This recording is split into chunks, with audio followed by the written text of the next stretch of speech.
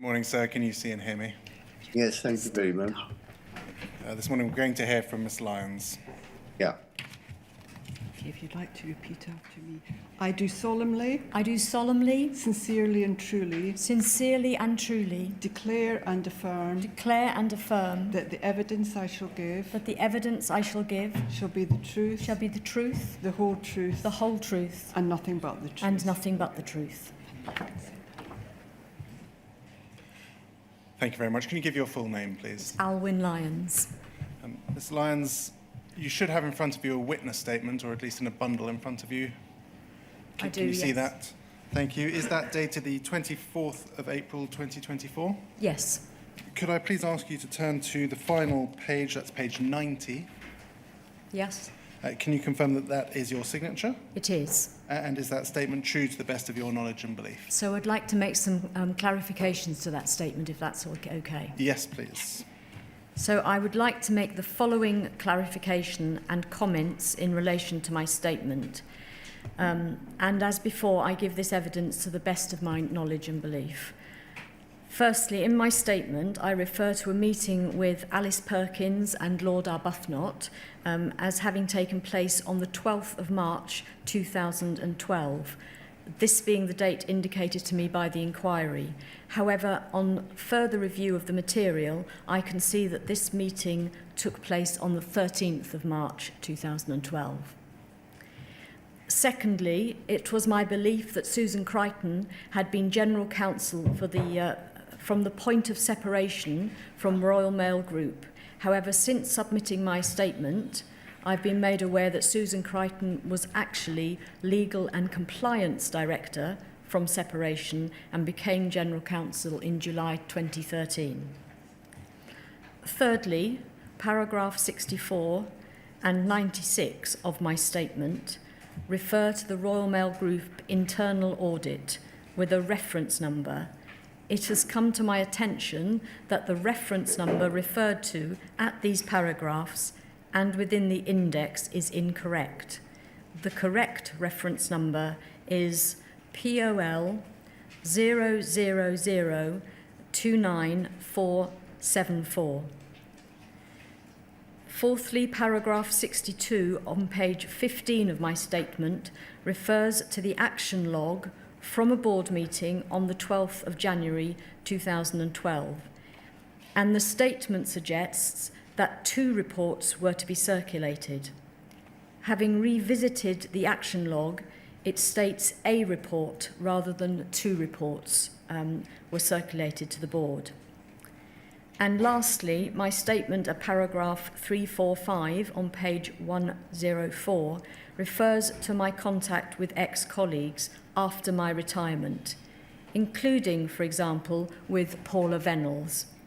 I had forgotten until reminded recently that Paula had contacted me in March and in June 2020 via text message and follow-up email in June 2020 to ask if I could help with details for her information to the Select Committee. I believe she called me on 2 occasions, March 2020 and June 2020, but I do not recall that I was able to provide her with any information.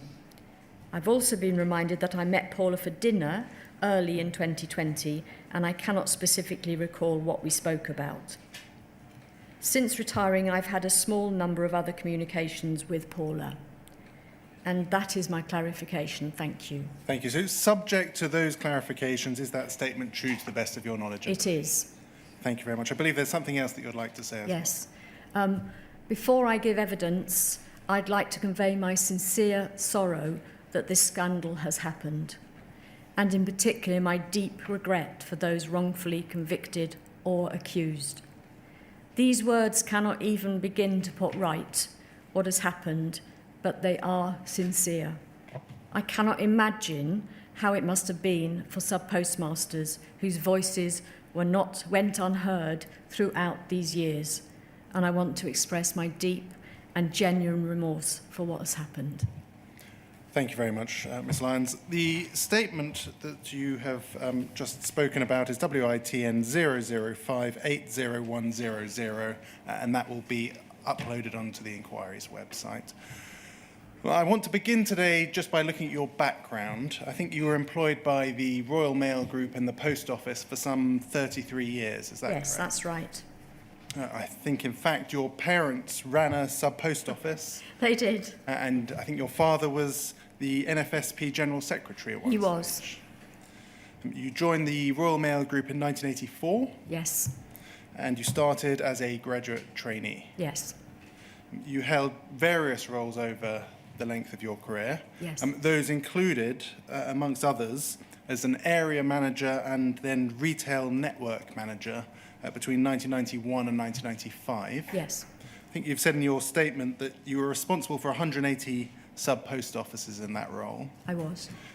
And you were involved in what you've referred to as disciplining sub-postmasters. Can you assist us very briefly with what that may have involved? So only in as much as if there was an audit at an office, I would have been involved in making the decision as to the future for the sub-postmaster, or to interview them, or to just talk to them about what had happened, etc. You were then head of the retail network for South London between 2000 and 2001. I was. And there you headed a team of 18 retail line managers. And I think you also heard appeals in relation to the discipline of... I think I seem to remember a couple in that time. Yes. And that was, of course, during the rollout of Horizon 2000-2001. Yes. Do you recall that period? Yeah, to the best of my memory, yes, that was the best. That was when it was rolling out. You were then regional general manager between 2001 and 2002. Yes. Responsible for running post offices in the southeast region. Yes. And head of direct manager branches between 2002 and 2005. Yes. With 4 regional managers reporting to you. Yes. During those various roles, and perhaps some others, presumably you had a fair bit of direct contact with sub-postmasters. So not when I was general manager for directly managed, because those are the Crown offices. So at that point I had no contact with sub-postmasters. But in the other roles that I've described, so in the South 90s, early 2000s, did you have a fair bit of contact with sub-postmasters? So yes, my team, when I was running South London, they were the retail network managers looking after sub-postmasters. Did you have any personal experience of using the Horizon system? Only very... So every Christmas we would go and help in our post offices. So you'd have some training, and then you'd go for the day and use the Horizon system. But I didn't have any experience of balancing the Horizon system.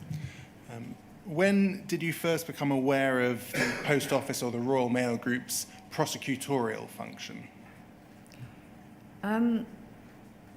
I can't really say when I became aware. I think it was later when we were talking about Sparrow. I didn't think I realised at the time that we prosecuted.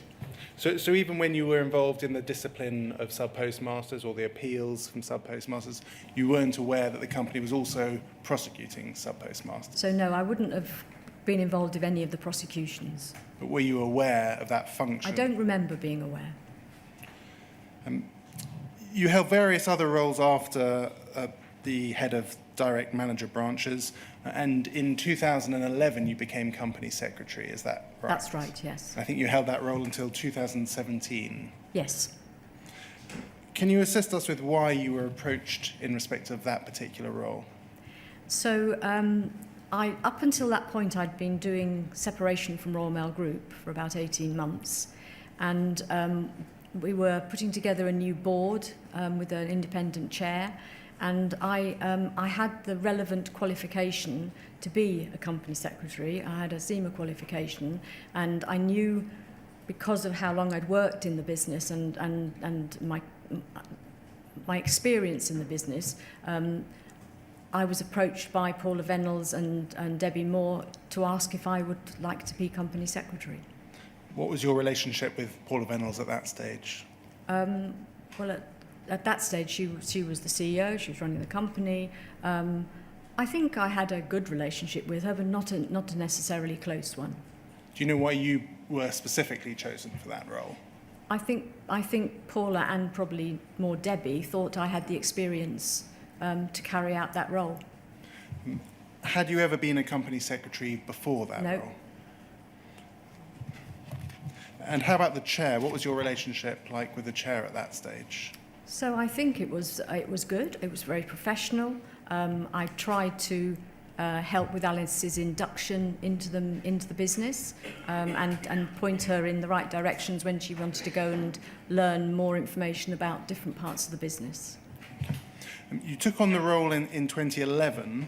When were you first aware of sub-postmasters experiencing issues with Horizon? So I believe it was at a board meeting and the issue was raised, I think it was early 2012, was raised by Les Owen, who was a non-executive director. We've heard, for example, of a 2009 Computer Weekly article. Was that something that you were aware of? Not that I remember. And in all of the various roles that you held within the post office over the years before becoming company secretary, had you not heard of complaints from sub-postmasters experiencing problems with the Horizon system? Not that I can remember. I want to ask you about the role of a company secretary. Do you consider that when you took on that role, you were fully aware of what the role of a company secretary involved? No, and before I accepted the role, I did some research as to what it would be that I would be taking on. I went to see the Royal Mail Group company secretary, had a couple of meetings with him. I also did some research online about what the role was, what the responsibilities were, so that I made an informed decision about whether I thought I should take that role on. Were you provided with any training for the role? So I had some training and some ongoing training after taking the role. I did some, I think, 3 or 4 online courses before I started. And then whilst I was doing the role, there was some catch up whenever anything changed with the Companies Act or you know, we needed updating. Some, I think it was legal firms that offered company secretaries to come in and have a day with them, and I did, I think, 3 or 4 of those. I think you've said that you were accredited by the Chartered Institute of Management Accountants Yes. in 1993. Yes. What made you take on that qualification in 1993? So in 1993, or just before that, because it took me 4 years to qualify, I was working in the finance department of the business. I was the management accountant. And to get any further in the finance department, you had to be qualified. So I decided this is what I wanted to do, and spent 4 years getting the qualification. So was that a qualification that was specific to a company secretary role or a broader finance No, role? a broader finance role. It's a finance, it's an accountancy role. You've set out in your statement at paragraph 29 various roles that were involved with the position of company secretary. I want to take you to the expert report that we have from Dame Sandra Dawson and Dr. Stewart, outlining, it goes into quite a bit of detail about the different roles within a company. Could we please turn to EXPG 0000006, please? So this is the first of their reports. Could we please turn to page 23?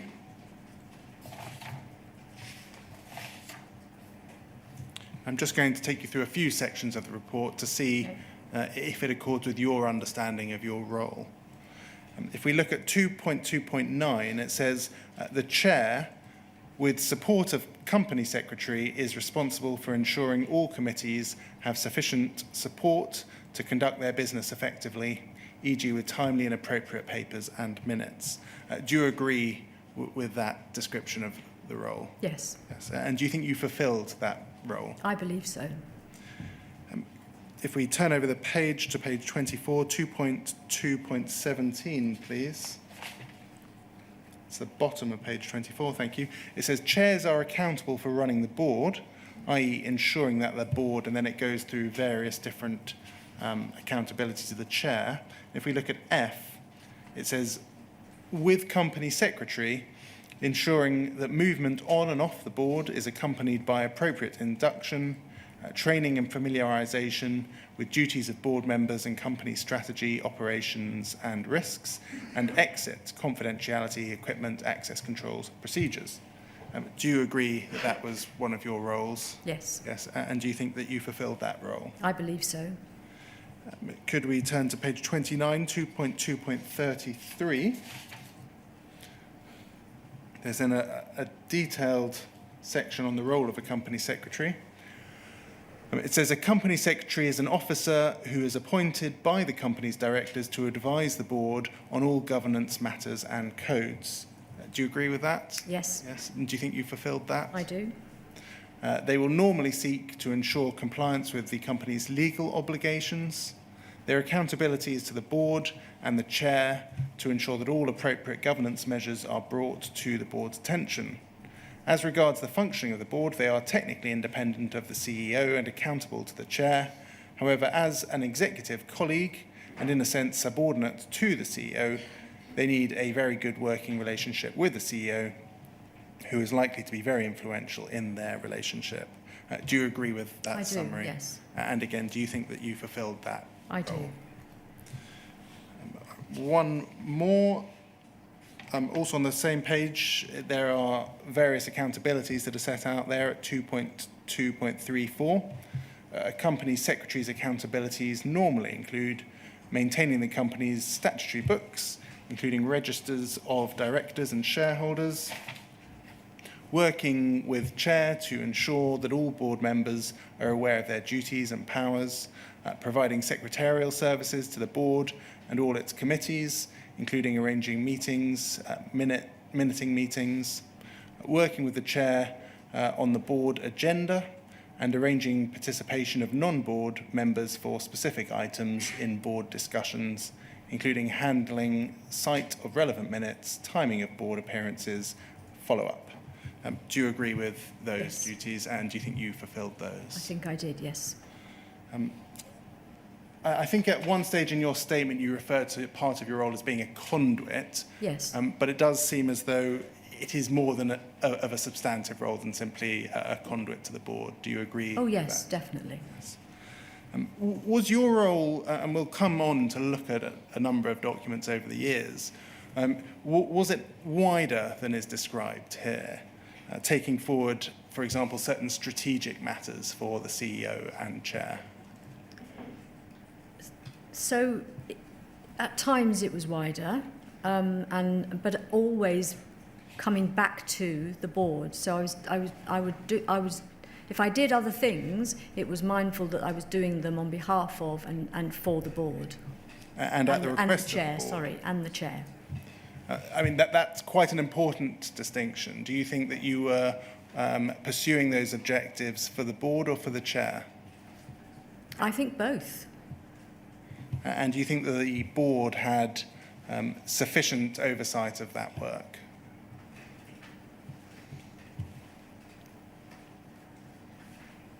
I think they did. I think they did at the time.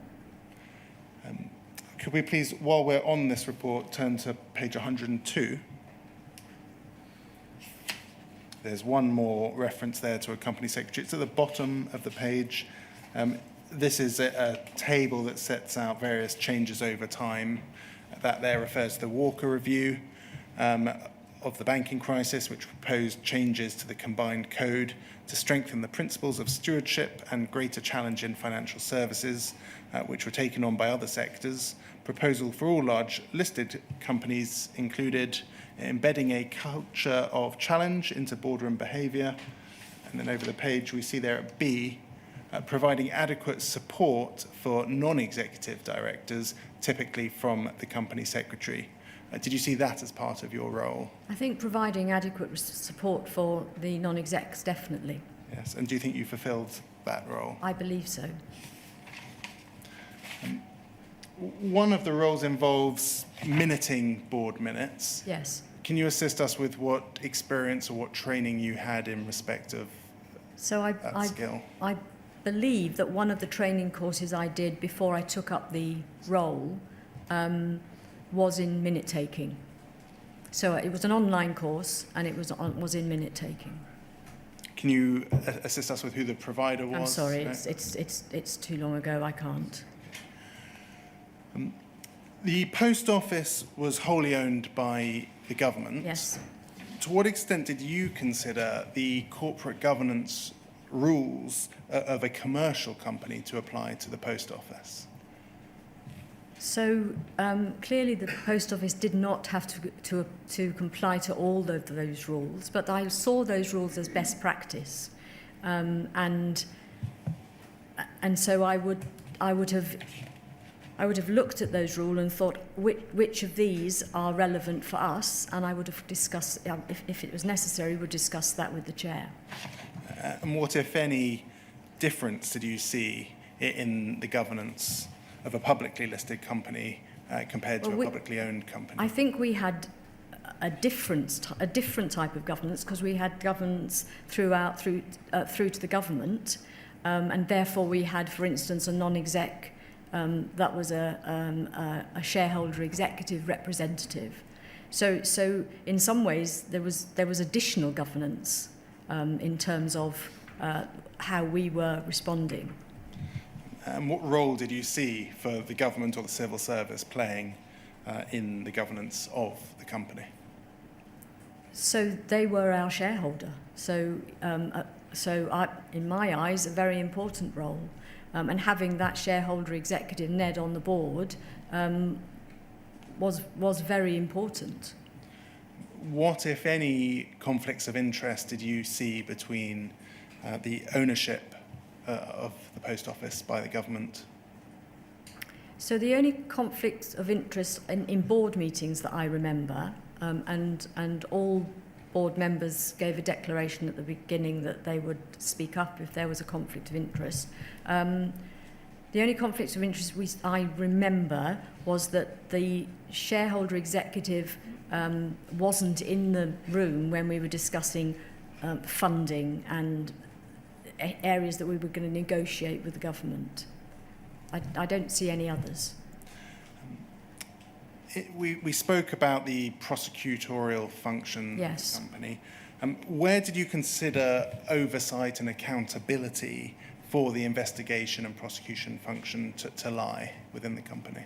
So I certainly didn't see it lying with company secretary, because I had no input to any prosecutions. I would have thought it would have laid with the legal team. Do you recall any specific mechanisms for reporting and feedback in that respect to the board? So there was. So the board had litigation reports sent to them not at every board meeting. I think quarterly, or they would come to the board. And I think that's the way that the significant litigation was passed to the board. And who would you expect to have fed back to the board in that respect? So I would have expected that to be the General Counsel. We've seen, and I don't know if you saw Ms. Crichton's evidence, but General Counsel wasn't, in fact, a member of the board. No, she wasn't. Was that something that you considered? So I think it was something that Alice considered, but it was her decision that that General Counsel would not be a member of the board, or even attend board meetings. And what was your view on that? I don't think I had a view either way. If the chair wanted and the board wanted the General Counsel in the room, that would be fine.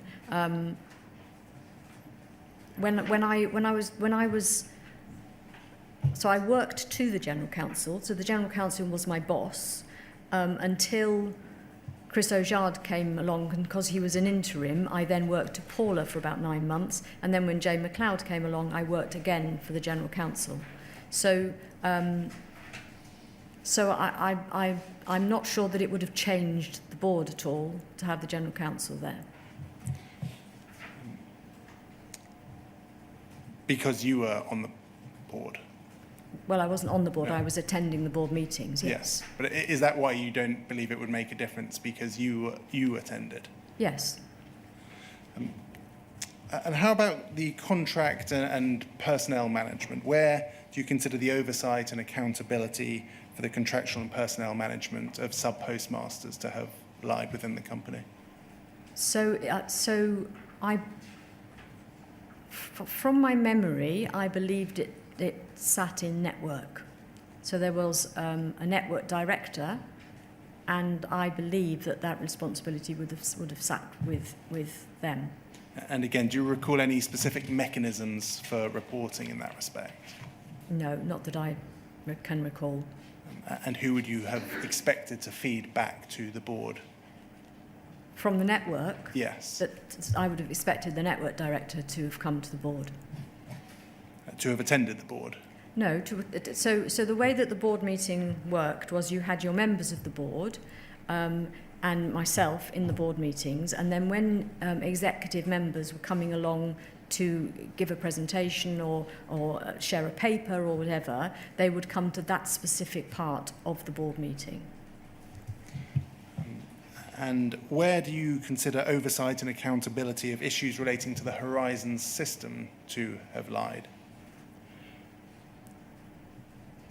So if we're talking about Horizon as in the computer system, I would have I believed that lay with the CIO, because I believe they had the relationship with Fujitsu. And do you recall any specific mechanism for reporting and feedback in that respect? So I think the CEO did come to the board on a few occasions, not only talking about Horizon, talking about the wider IT. I'm sorry, I may not have quite caught the acronym. Did you say CIO or CEO? CIO, sorry, sir. No, that's fine. That's what I thought, but I wasn't quite sure. So Chief Information Officer. Yes, Chief Information. Sure. And that was Leslie Sewell at the time. Yes. How would you judge whether something needed to be brought to the board's attention? So I would check with the chair. If something came to my attention that I believed that either the chair or the board should know, I would check with the chair, and she would, or he, when it was Tim, they would generally say, yes, this needs to be sent to the board. If it was something that could come to a board meeting, then I would generally check the agenda with the chair. Not generally, I always check the agenda with the chair because it was the chair's agenda. And I might have had input from executive members saying, I need to bring this paper to the board or whatever. And the chair and I would sit down and look at the agenda and agree the timings and agree the agenda. Would you be effectively a conduit to the chair for that purpose? Yes. So I mean, some areas came seasonally because you'd have a budget. You know, some came quarterly. Some came when the exec wanted to raise or discuss something with the board. And I would amalgamate all these into an agenda, go and see the chair and say, this is what needs to come to this board meeting. Are you happy with all those things coming? And we'd agree timings. I now want to move on to the separation of Royal Mail and the Post Office. Okay. And you've said that you were involved before you became Company Secretary. Yes. In that role.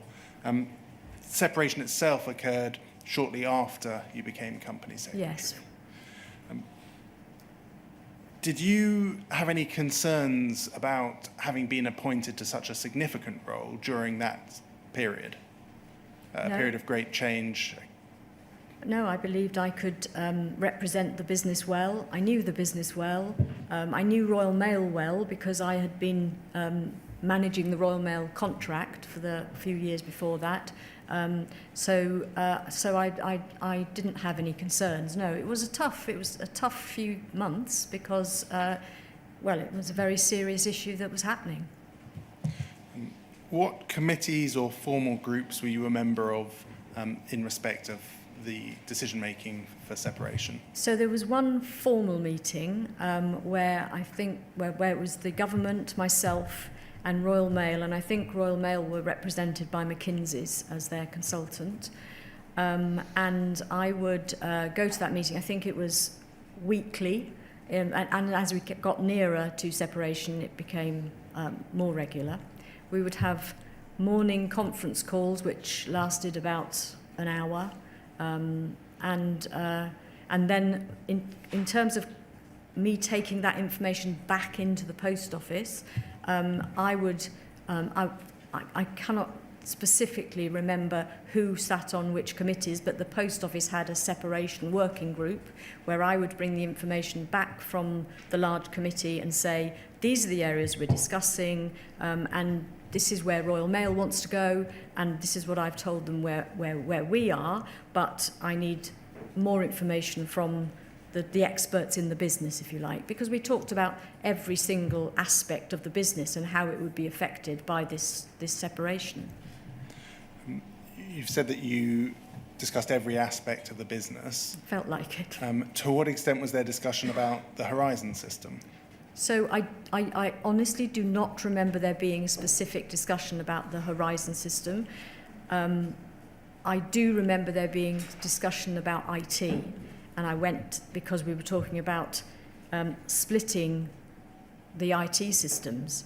And I'm not sure that happened on the date of separation, because I think I seem to remember that Leslie came to the board to talk about separation later. So not everything separated on the 1st of April 2012, because it would have been impossible to do that. And the separation actually carried on probably for another 2-3 years. What discussion, if any, was there about the prosecutorial function from what you can I don't remember any discussion about that. So there were discussions about lots of things, but not the two matters that are quite important for this inquiry. Not that I can remember. Were you involved in developing the governance structures at the post office that would follow the separation? Only in terms of the board. And what do you recall of significant changes that you? So post office always had a board, but it wasn't an independent board. And the reason that the board was put in place before separation was that otherwise post office was almost negotiating with its boss, because Royal Mail was its boss. So they wanted to split the board and give us an independent board before separation, so that board could then have the governance. And I was involved with that governance in terms of helping Alice set up the board, finding non-exec directors, and all the things that have to happen before you set up a board. Were you involved in the development of policies and procedures in respect of governance, or was it more structural? More structural. Could we please turn to Poll 00179491? And this is a chain of emails that relate to the investigations and prosecution function within the post office and the drafting of a memorandum of understanding. Could we start on page 4, please?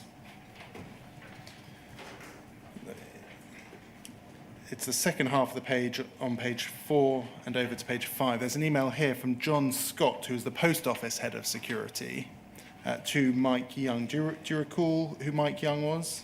So Mike Young was, I think, the chief information officer at the time. Thank you. He says, Mike, and this is the 6th of March 2012, we believe we're close to an agreement. There have been a number of debating points, but are now down to the last 2. Number 1, Royal Mail Group security focused primarily on investigations and prosecution with a view for compensation via the courts, and then supported by crime prevention post-apprehension. They seek to allow further theft/crime to continue in order to be able to identify and apprehend the offender for such prosecution. Post Office security will support this approach in most circumstances, but cannot agree on every occasion which has been discussed. And then if we go down the page over to the next page, you have the second debating point, number 2. Royal Mail Group Security wish to take the prosecution lead for offences committed against Royal Mail Group products, including post office employees and or agents. Post office security position is that the lead/parent organisation of the employee/agent apprehended should take the lead for prosecution, in line with their HR and prosecution policy, and will be the organisation most likely to have the evidential material in which to support a prosecution. If we go over to page 3, please. The bottom of that page, John Scott sends an email, he forwards the email to a number of people, and you're one of the named people there. Do you recall this discussion? I don't recall this discussion, no. Why would you have been copied into a discussion relating to the investigations MOU? Was that? I think purely because of my separation role. So on here you've got a lot of people who were part of that separation team, if you like, from Royal Mail as well as from Post Office. If we have a look at the bottom of page 1 over to page 2, please, there's a response from Tony Marsh, who is the Group Security Director at the Royal Mail Group. Do you remember Mr. Marsh? I do, yes. You're still copied in here. Yep. And he says, colleagues, the conference call will take place. The main issue has been unflagged changes made by the Post Office in return documents, etc. If we scroll down, I'm going to just read that paragraph that begins, "It is inaccurate."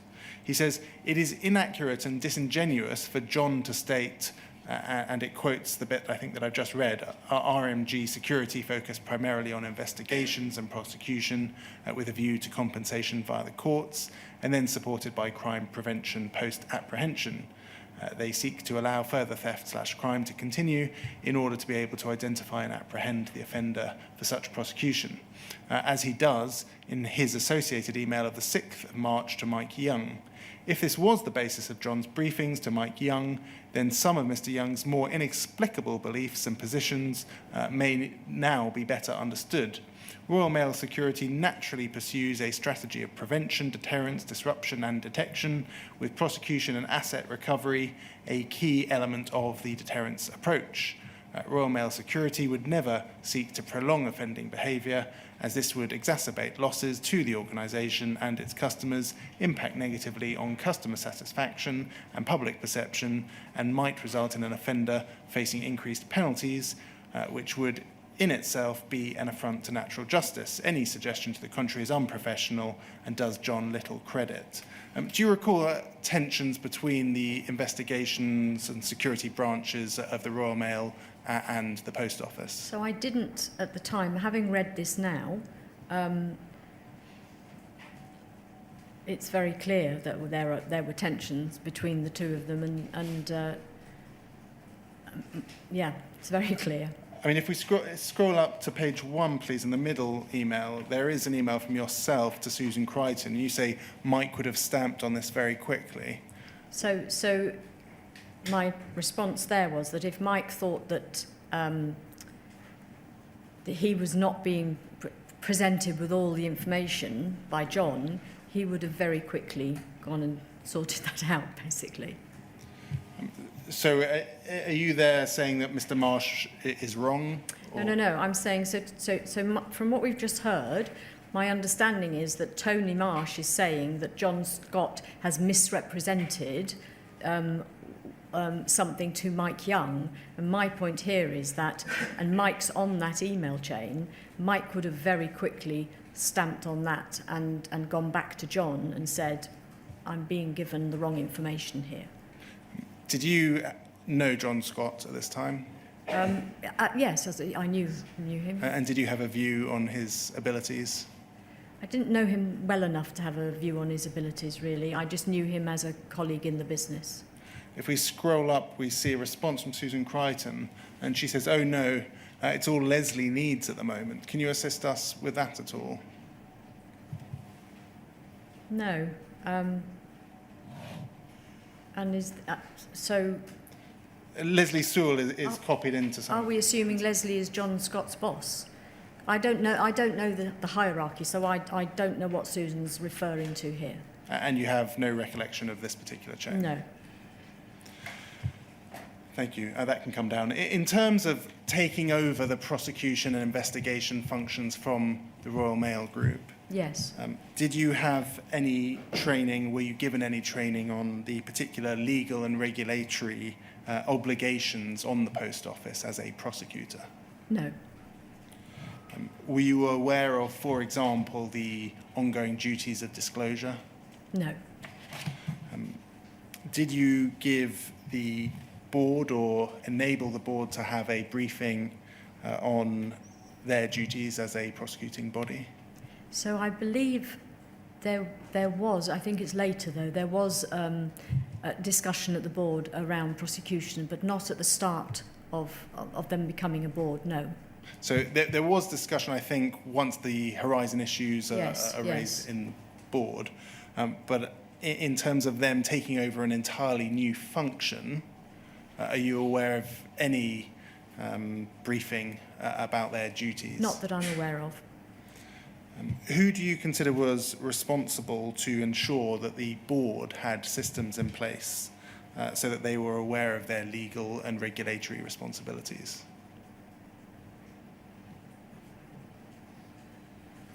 So it would have been, in terms of governance, it would have been myself along with the chair. And do you see any issue there?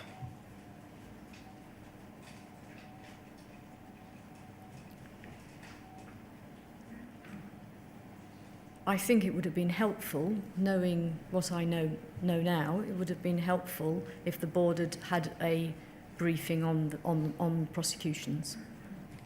And do you reflect on that as a personal failing? It wouldn't have been for me to provide that, but I could have gone and asked for whoever was now taking over the prosecutions to come to the board and explain prosecutions to the board. It wouldn't have been for you to provide the training or the briefing itself. No. But as somebody who is responsible for the governance function within the board, do you take some responsibility for not having that briefing? Yes, I have to. Earlier to Mr. Blake, when he was asking you about when you first realised that either Royal Mail or Post Office exercised a prosecution function, you gave me the impression, and I'm not saying that in any critical sense, that you were not actually aware that that function was being exercised by either until a date after separation. Now, on the face of it, that may be quite surprising, given that something as important as prosecuting is passing from Royal Mail to Post Office. So could we just revisit your best recollection of when you were aware that first Royal Mail, if at all, secondly Post Office, were actually exercising a prosecution function? So, sir, I'm not sure in that email, and we'd have to bring it back up, if it suggests that we are prosecuting, and if it does, then that's something I missed. Well, I'm not too concerned. I don't Okay. think it does, subject to Mr. Blake correcting me. But I'm more interested in the fact that there's going to be a transition from Royal Mail prosecuting people to Post Office prosecuting people. And from what you've told me, so far at least, there was simply no discussion of amongst any of the senior people of which you were aware that this was going to happen. Now, is that right? No, I'm saying I wasn't aware. There was discussion between senior people, clearly, because we've just, and Mike Young, who was the chief information officer, he would have owned this, and there must also have been a handover in the legal team, with lawyers coming from Royal Mail to Post Office. my comment earlier was that, and I still would I think stick to that. I wasn't aware of the detail of us prosecuting. So the assumption I made until later, when I found out about it, was that we were using external, the police or whoever, to do those prosecutions. And when you refer to senior people, I mean, we're Yes. concerned really today principally with the board. Yes. Do you think if the board had known about it, you would have known about it? I think so. So we've seen emails with Mike Young in, John Scott in, about the investigations memorandum of understanding Yes, as an yes. example. If that had reached board level and there had been discussion about the prosecution function at board level, you would have known about it. And it would have been in the minutes. Yes. Well, I suppose board level doesn't necessarily mean formal okay. board discussion. So I still believe I would have known about it because the general practice was that anything going out to the board was sent via me, so that we could keep an understanding of what's being sent to the board, because otherwise it wouldn't be there would not be good governance if anybody could send anything to the board. And do you find it surprising or unsurprising that that kind of a matter wouldn't reach board level?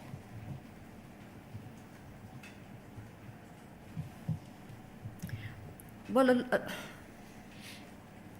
a lot of things that happened through separation and the agreements between Royal Mail and Post Office I don't believe, went to board level.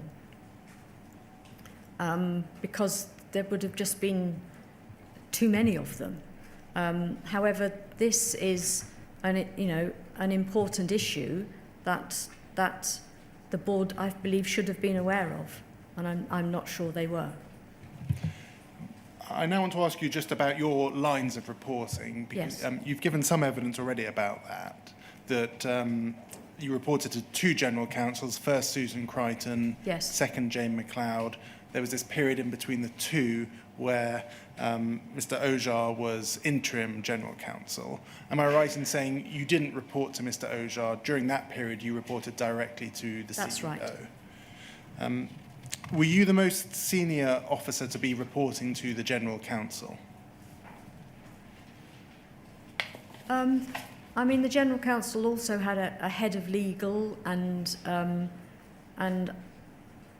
other people in their team, so I wouldn't have considered myself any more senior than some of those people, but I was the only officer of the board Yes. reporting to the general counsel.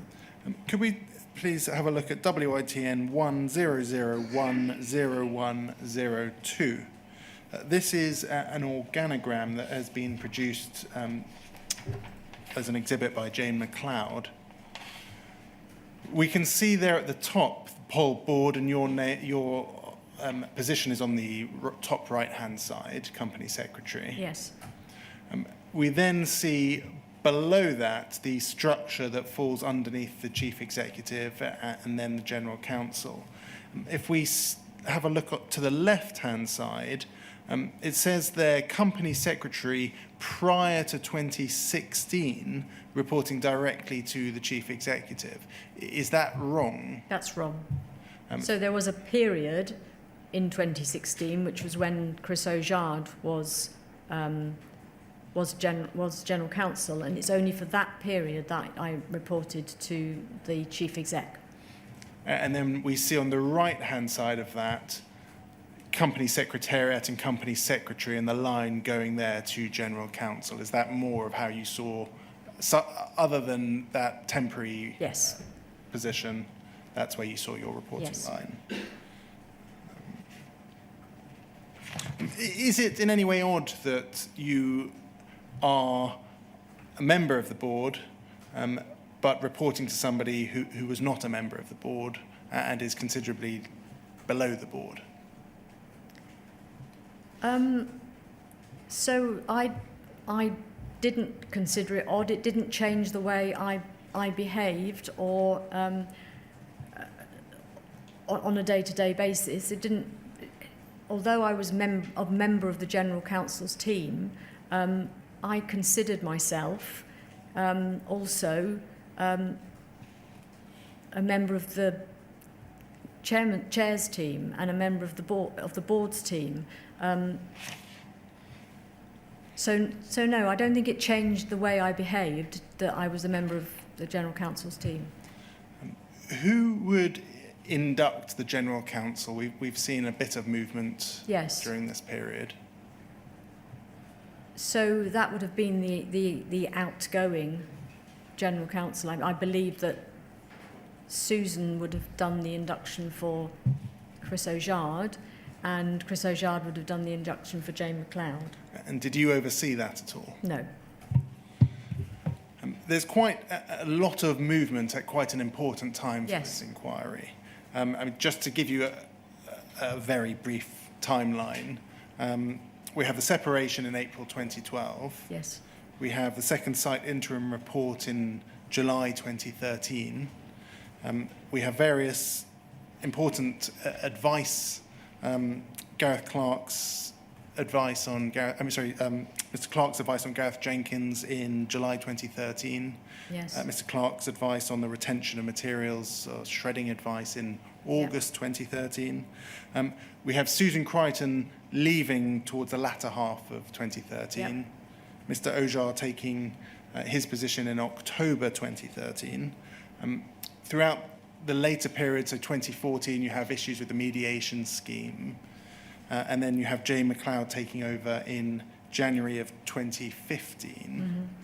How were those 2013 issues from Susan Crichton's time passed to somebody like Jane McLeod? How would the company ensure that institutional knowledge from 2013 moved to the person who took on the role in 2015? So my understanding is that the briefing from Susan to Chris O'Jard, I believe Susan did that, and she would also have had at the time a head of legal who would presumably have, not that I have any knowledge, but would have briefed Chris O'Jard on the legal issues that are going on with the company. I don't specifically remember, or I don't believe that I was involved in that briefing, although I must have briefed him about the board because that was my role. But you don't recall being responsible in any way for that passing of information? No, not at all. Thank you, that can come down. I want to move on now to your early work on what I'll call horizon issues. Okay. And we see some emails. The first one I'll look at is March 2012. That's poll 000965052. It's an email chain of the 13th of March 2012.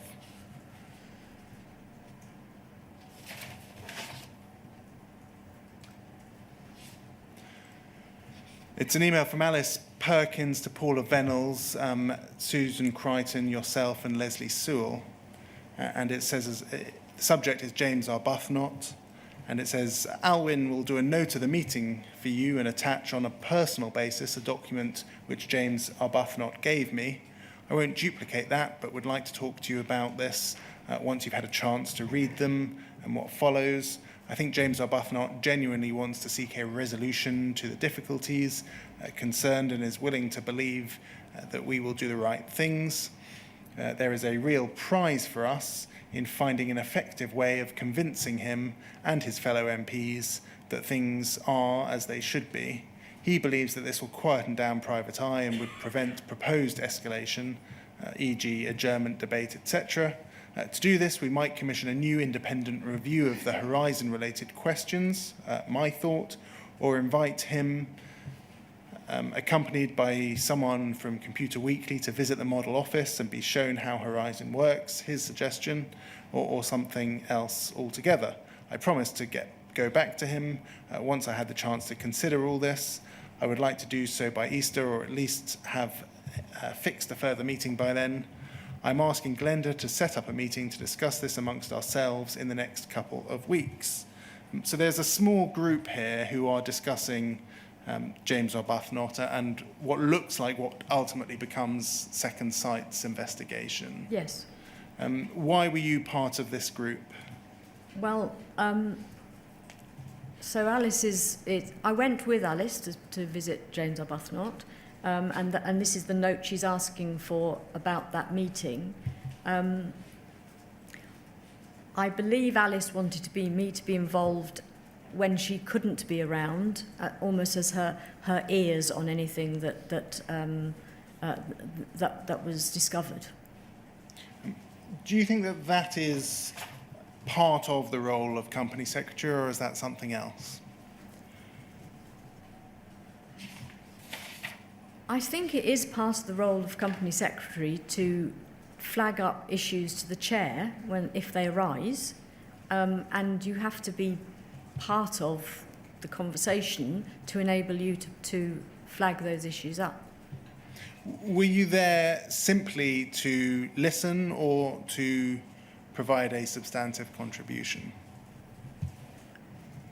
So I think when Alice was in the room, I was there to listen and take a note and support her and therefore the board. When she wasn't in the room, I would contribute, but I also always did so thinking that I'm here representing Alice and the board. Could we turn, please, to poll 00107712?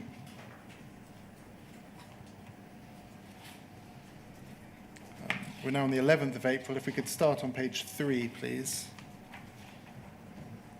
There's an email from yourself to Rod Ismay, and you say, Rod, can we have the file on this office as well? I will ask Glenda to organise an urgent meeting with the four of us to go through both files to see if there are similarities. If Oliver and James are coming, it would be great to be able to look at the key strokes which caused this and explain why they happened. So this is relating to Oliver Letwin. So we've now got James Arbuthnot and Oliver Letwin. Yes. And you're asking Rod Ismay to provide you with a file, is that right? Do you recall this I don't issue? recall it, but from reading it now, yes, I think it's the case of Miss Merritt that was being raised by Oliver Letwin. Yes.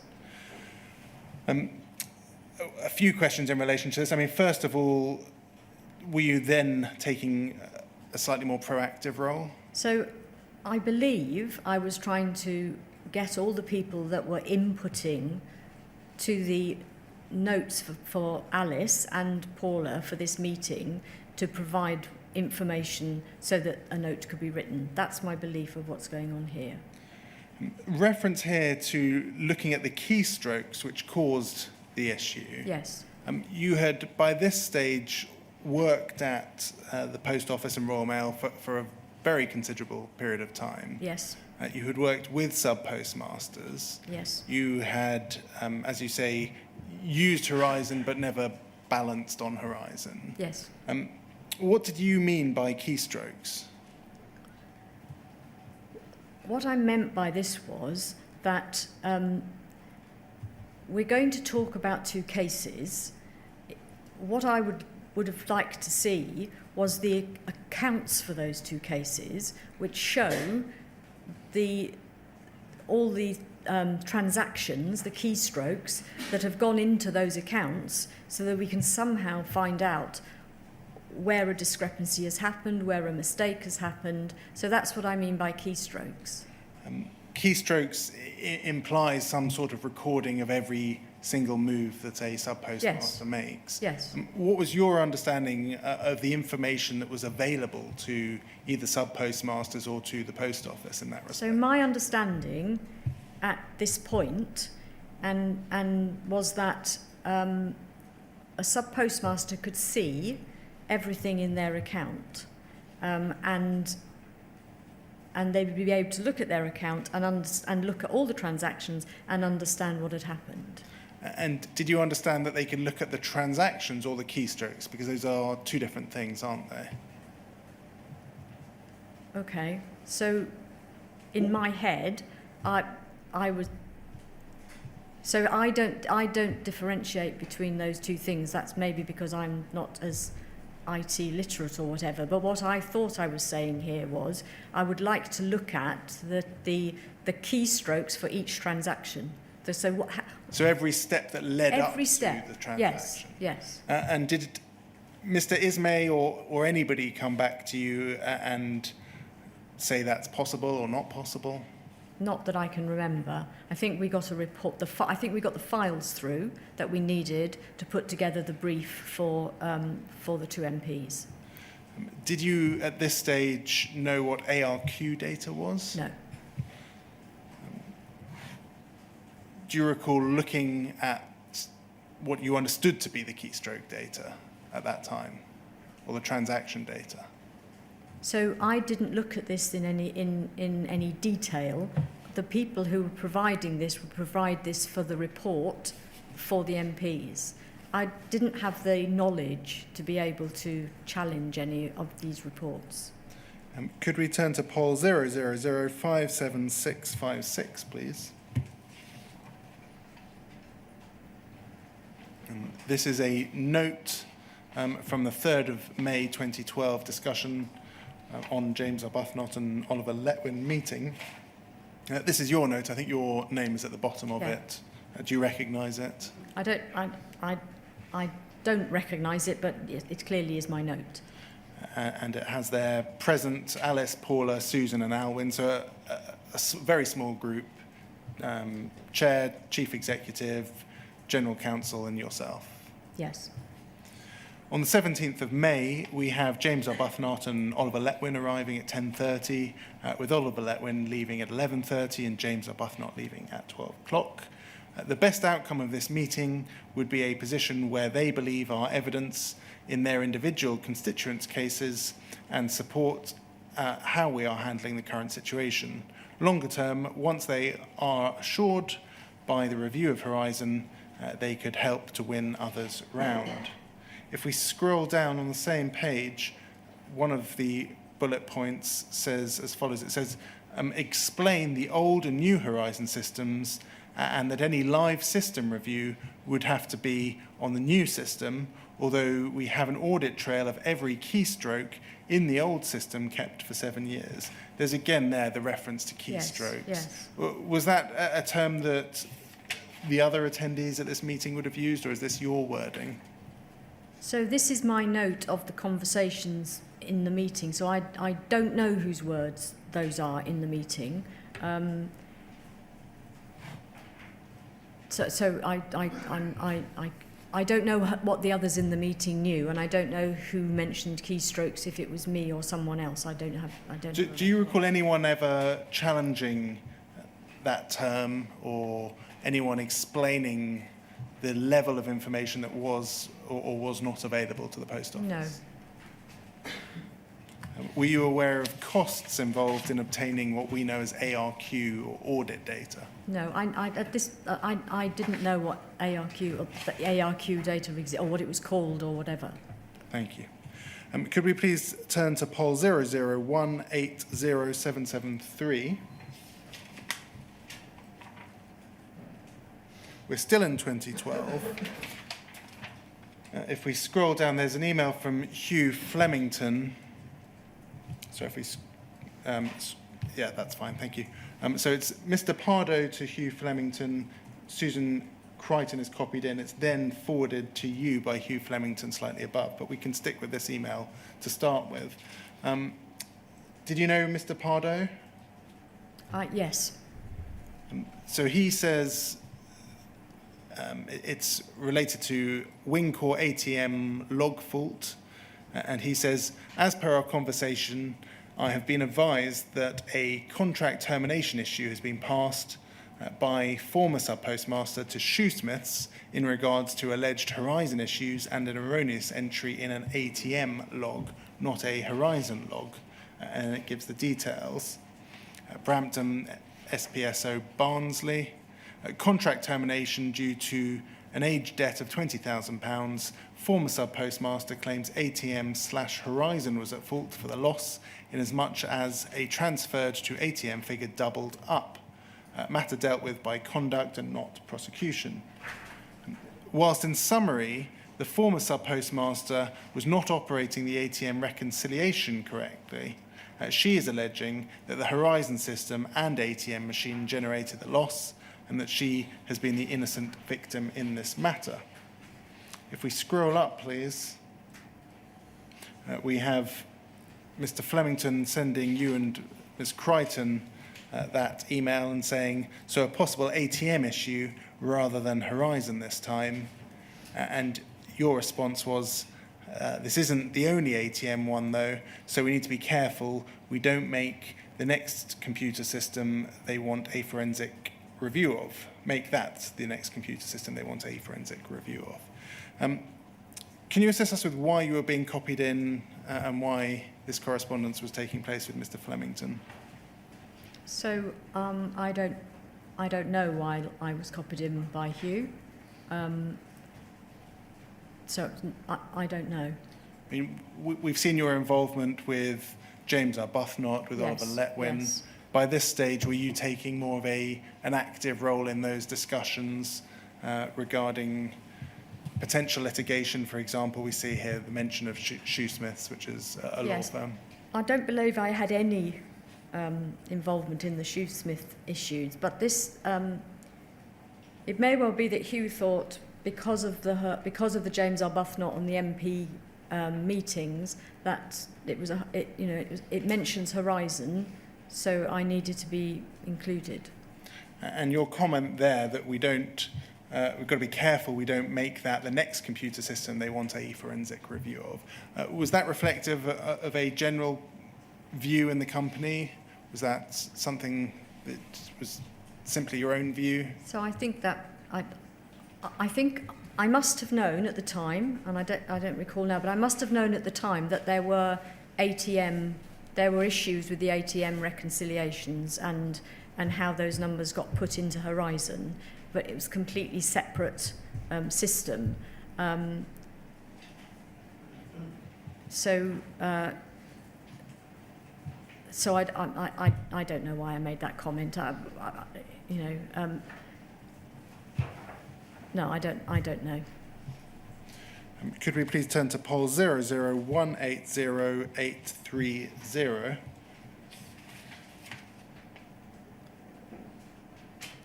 We're now just over a week later, 28th of June, on page 2, please. Hugh Flemington sends Paula Venables an email. Hi, Paula, I just wanted to flag this court case to you. We have a civil, not criminal case in court tomorrow where we have already had an admission from the sub-postmaster that she owed us the money. Tomorrow sees us try to put a charge on her property, so if she ever sells it, we hopefully get paid back out of the sale proceeds. And then it gives a brief history, and it says she started out as a sub-postmistress in 2008 and seems to have had balancing issues from the start. She closed temporarily in 2010 due to ill health and finally for good in 2011. We never terminated her because of her illness. She resigned in June 2011, but it seems by November 2011 we had noticed losses, £10,000. The husband then makes various allegations. However, the sub-postmistress offers a debt management payment, which we reject, only £5 a month. We issued court proceedings for the whole debt in February this year, and the sub-postmistress admitted the debt. We then took the steps to place a charging order on the property to try to ensure we actually see the money if they ever sell the property. Mr. Flemington proposes as follows. He says, I think we proceed with the hearing. And over the page, please, on page 3, top of page 3, he says, I don't think we should agree to any adjournment application, as it will just encourage more debtors to play the system and use these tactics to slow down our ability to recover. They will all jump on the bandwagon. We will, however, need to manage the PR side, and Alana has already been briefed by Chris, our litigator. If we scroll down, it details the complaint by the sub-postmistress's husband. It's the fourth bullet point there, halfway through that. It says, Mr. Etheridge appears to have blamed the ATM for the losses, but he never sets out any specific allegations. He also refers to a lack of adequate training, and at one point appears to blame staff members for entering incorrect detail on to the Horizon system. No specific allegations are made about the Horizon system itself. He also accuses the business of failing to provide adequate support. If we scroll, please, to page 1, the bottom of page 1, Hugh Flemington sends this email to yourself, Paula Venables and Susan Crichton. So again, the same small team that we saw before. For your information only, update on this one for you. The hearing went ahead last Friday and we were granted a final charging order over Mrs. Etheridge, over her house. The district judge made it clear this doesn't mean the post office can force her to sell her property. It just protects the post office's position if she ever does sell. And the bottom point says, apparently, Mr. Etheridge turned up to court with a bundle of papers, including correspondence with his MP. We have not had sight of this bundle, but have requested a copy. And if we scroll up, please, there's a response from Ms. Venables. She says, Hugh, thank you very much. Just so I'm clear, does this mean we got the outcome you wanted, i.e. no adjournment and future repayment of the debt? And his response is as follows. Yes, we got the outcome we wanted, and we have the flexibility not to press it further, etc., if we ever want to be caring, etc. And yes, we're looking at the whole area of I think that's prosecutions, etc., and things like economic cut-off levels below which we don't chase, etc. Can you assist us with why you were copied into this email? So I don't know why I was copied into this email. It may well have been because that enabled them to update Alice. I don't know. I don't remember updating Alice from this email. So I don't remember this email, but I would imagine it was because it was a Horizon issue and Hugh felt that I needed to know about it. It looks as though from the summer of 2012, the Post Office was looking into the whole area of prosecution and things like economic cut-off levels, so perhaps not going after the smaller cases. Yes. Is that something as Company Secretary would have been relevant to your role as Company Secretary? No, I think Susan Crichton as General Counsel was the person leading on that. My only role would have been if and when it came to the board, so that the board, it was explained to them what decisions the business were making. Would it be of relevance to the board that the whole area of prosecutions was being rethought at that stage? So I don't know if the board knew that at this point. And my expectation would be that when we have something to tell the board, we would then take that to the board and say, this is what we've considered and this is the changes we would want to make. And do you recall following that up at all, asking any questions at this stage about the business looking at the whole area of prosecutions? I don't, because I would have seen there that Susan was picking that up. Would you have independently taken anything forward to the board, or would you have relied on Susan Crichton to raise it as an issue with you? So I would have relied on Susan Crichton. So that is probably an appropriate moment to take our first morning break. Could we? All right. What time? 11:10? Thank you very much. Fine.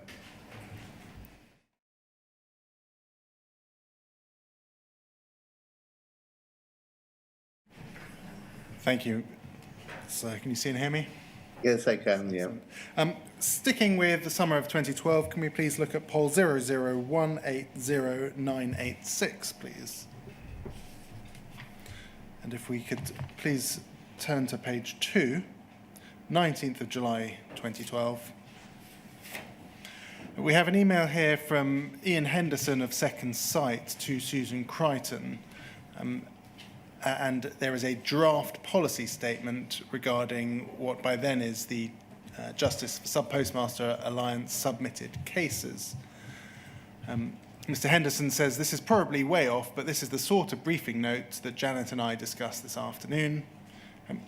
Can you recall who Janet was? So Janet was James Arbuthnot's PA or executive assistant, actually. Thank you. It was Janet Walker. The statement, the draft statement, says as follows. The Post Office has agreed that the Office of the Right Honourable James Arbuthnot should contact Alan Bates and the Justice for Sub-Postmasters Alliance and request that they submit approximately 5 of their best cases for independent review by Second Sight Support Services Limited. So this is the beginning of Second Sight's work on those cases. There is a section at the bottom that addresses individuals bringing their cases to the attention of Second Sight and to James Arbuthnot. The Second Sight were proposing a system whereby sub-postmasters could provide information without fearing that that information would be used to prosecute them. And the draft announcement says as follows. It says, the Post Office also recognises that some members of the Justice for Sub-Postmasters Alliance may have concerns about submitting cases for independent review by Second Sight, where even basic case information is communicated to the Post Office. Whilst the Post Office cannot provide any form of immunity from prosecution in respect of information held by the Post Office, in recognition of the concerns expressed by the JFSA, the Post Office agrees not to take any prosecution action relating to information provided by the JFSA without the agreement of the board of the Post Office, and to deal with each case submitted in a sensitive manner. So just pausing there, by this stage, undoubtedly you were aware that the Post Office carried out a prosecution function. Yes. Could we please turn to the first page, the bottom of the first page. There's an email from Susan Crichton to yourself and Mr. Baker.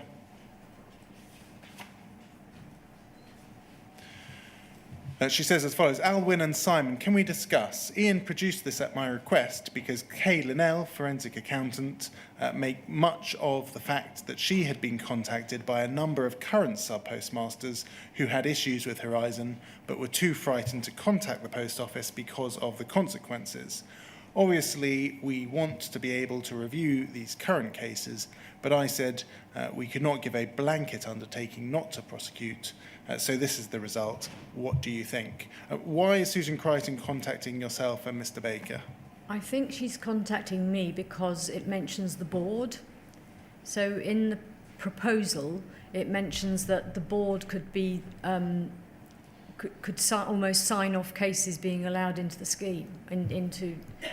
I think the proposal was that they wouldn't prosecute without the authority of the board. Right, yes. So I think that's why Susan has included me in this. And if we scroll up, we have your response. You say, don't really like the board being involved, but can't see any way around it.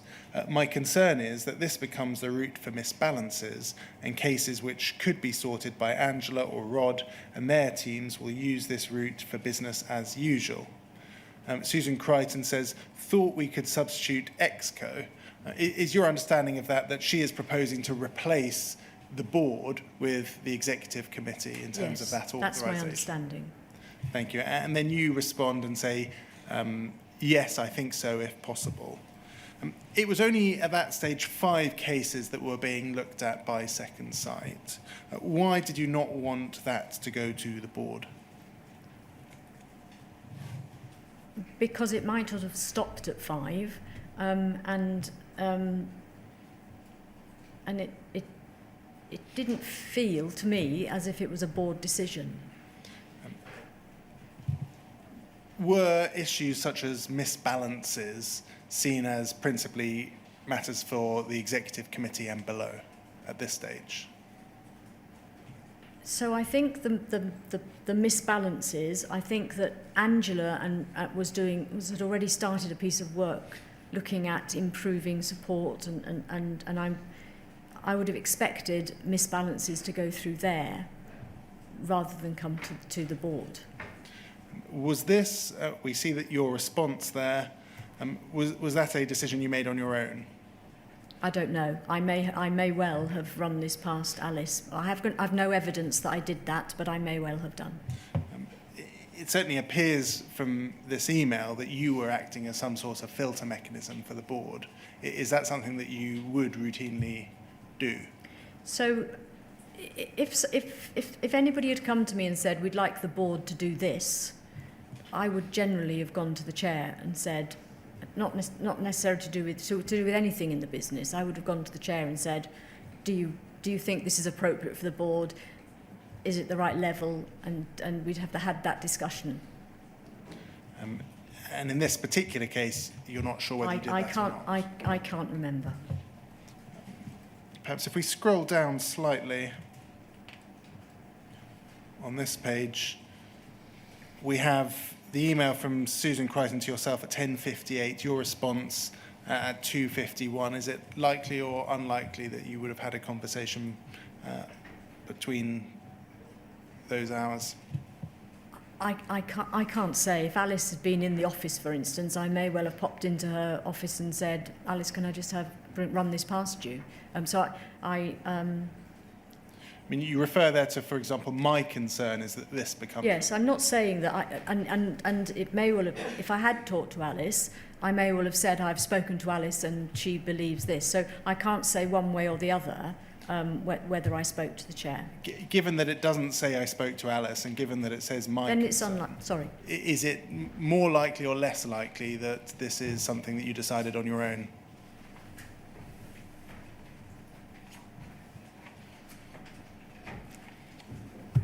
I can't really say, but it's probably more likely because I probably would have put it in the email if I'd spoken to Alice. Thank you. Could we turn to poll 00143704 in the bottom of the first page? We have an appointment reminder or placeholder, room 108 and by conference call, and the attendees required, Susan, that's Susan Crichton, then yourself, Simon Baker, Ron and Ian, that's Ron Warmington and Ian Henderson. Did you have regular meetings at this stage with Second Sight? So yes, there were regular meetings with Second Sight. How regular were they? I can't really say how regular, but we had a lot of contact with them. And why were you a required attendee? So, again, I think it would have been because I went to the initial meeting with Alice and all the things flowing from that, and Horizon was now... We're coming up to, I think, the Second Sight interim report. We're still in 2012 at this okay, stage, so sorry. we're still some way off. Some way off that, okay. So I think I was included in things because of the initial contact with Alice, and that's why I was included and was invited to meetings. And I mean, you weren't just invited; you were a required attendee. Yes. Suggests that I you took had part. some. Sorry, I didn't interrupt. I mean, there are only a very small number of people, 3 people from the post office. It is suggestive that you played more than just, for example, a note-taking role. No, I did take part in these meetings. Yes. Could we now move on then to 2013? And could we start with poll 00184716? And this is February 2013. If we scroll down, please, there's an email from Mr. Warmington to Susan Crichton. I think you've said in your witness statement, it's paragraph 163, that you were involved in ensuring that Second Sight's questions were addressed by the most appropriate person. Yes. Here we have a complaint from Second Sight in relation to the information that's being provided by the post office. Mr. Warmington says as follows. He says, Susan, as previously reported, Ian and I are getting seriously concerned about whether the Post Office is getting to grips with issues that we are raising. Only Angela van der Bogerd seems to have grasped the need to really dig into these assertions and join with us, Ian and I, in our efforts to seek the truth. An air of defensiveness still seems to dominate here, and we don't seem to be able to get the message across that there is no future in the Post Office simply trying to defend its patch by constantly refuting with scant effort or evidence every allegation that we put forward. Was that a complaint that you recognised at the time? So I'm not sure I do, or I did. I can't remember this specific email, but I think my role here was to try and find the right people that could help Second Sight get what they needed. I don't think, at this point, they are sharing what they need. I think they're sharing the allegations with us, but I'm not sure we've seen any evidence at this point. I think we're just we're responding to allegations. Yes. And therefore maybe it appeared we were defensive. If we scroll up, please, we then have a response from Susan Crichton to yourself, and she says, can we have a chat about this when you get a moment?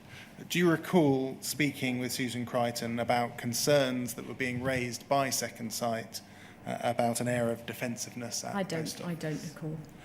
Why would Susan Crichton want to talk to you about the content of this email? I don't recall this email. I don't know what she wanted to talk to me about. It could have been that she wanted me to help put some more pressure on people to be providing Second Sight with the information they needed. And was that part of your role?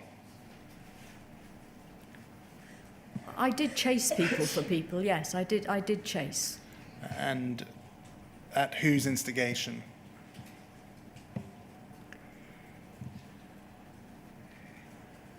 So I believed that the chair had agreed to this, the Second Sight review. The chair wanted it to go ahead, and my belief was that I had to help it as much as possible to get to the information it needed as quickly as possible. So why am I doing this? Because I believed I was expected to do that because we'd signed up to Second Sight doing this review. Expected by who? By the chair and by the, you can't say the business because that's not an entity, but ultimately by the chair. We'll also see in due course complaints from Second Sight that they were being provided with large amounts of irrelevant information. Is that a complaint that you recognise? I don't remember that. No, I don't remember that. Let's turn to poll 0018571. And there's a note of a meeting with Second Sight, the 11th of March 2013. Are these your notes? Does it say at the bottom? It doesn't have a name at the bottom. Unlikely, I think, but they could be. Attendees, we have yourself and Simon Baker with Mr. Henderson and Mr. Warmington. Were you the most senior Post Office representative at that meeting, would you say? Yes, probably. If we scroll down, we have items discussed. One of them is John Armstrong case. Very simple incident, occurred last year. Customer wanted to pay for a phone bill. While it was being processed, there was a power failure. Horizon backed out the transaction without communicating this to the sub-postmaster. For the first time, we have evidence Horizon has done something without reporting to the sub-postmaster. These incidents seem to be limited to power or communication failures. Some evidence that sub-postmasters have raised these types of issues with the Post Office, but the Post Office has fobbed off the sub-postmaster, e.g. of letter from Andy Wynne. We expect to receive this spot review by the end of the week. This seems to be the first evidence that they have seen of that Horizon could do something without a sub-postmaster knowing that it was being done. Do you agree with that? So this must be Second Sight's note because they are the way it's written. So I don't know exactly what happens when there's a communication failure. I always believed that a report was generated by Horizon to tell the sub-postmasters what had happened, what had gone through, and what hadn't. So I'm unclear about how I would have responded to Second Sight saying this. If your position before this meeting was that the sub-postmaster would be able to see what went wrong, and we saw this morning your reference to, for example, keystrokes and that kind of information, and you are here finding out that for the first time there is evidence that Horizon has done something without reporting it to the sub-postmaster. That must have been quite a significant moment for you, mustn't it?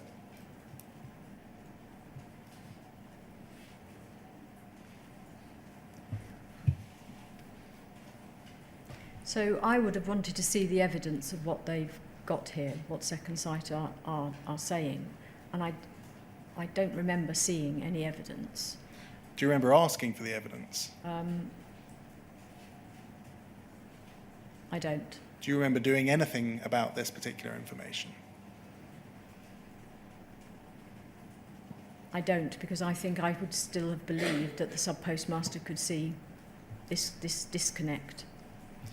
We have a meeting with Second Sight where you are the most senior attendee from the Post Office, where you are being told for the first time that they have evidence that Horizon has done something without reporting it to the sub-postmaster. Must that not have been a very significant moment in your career?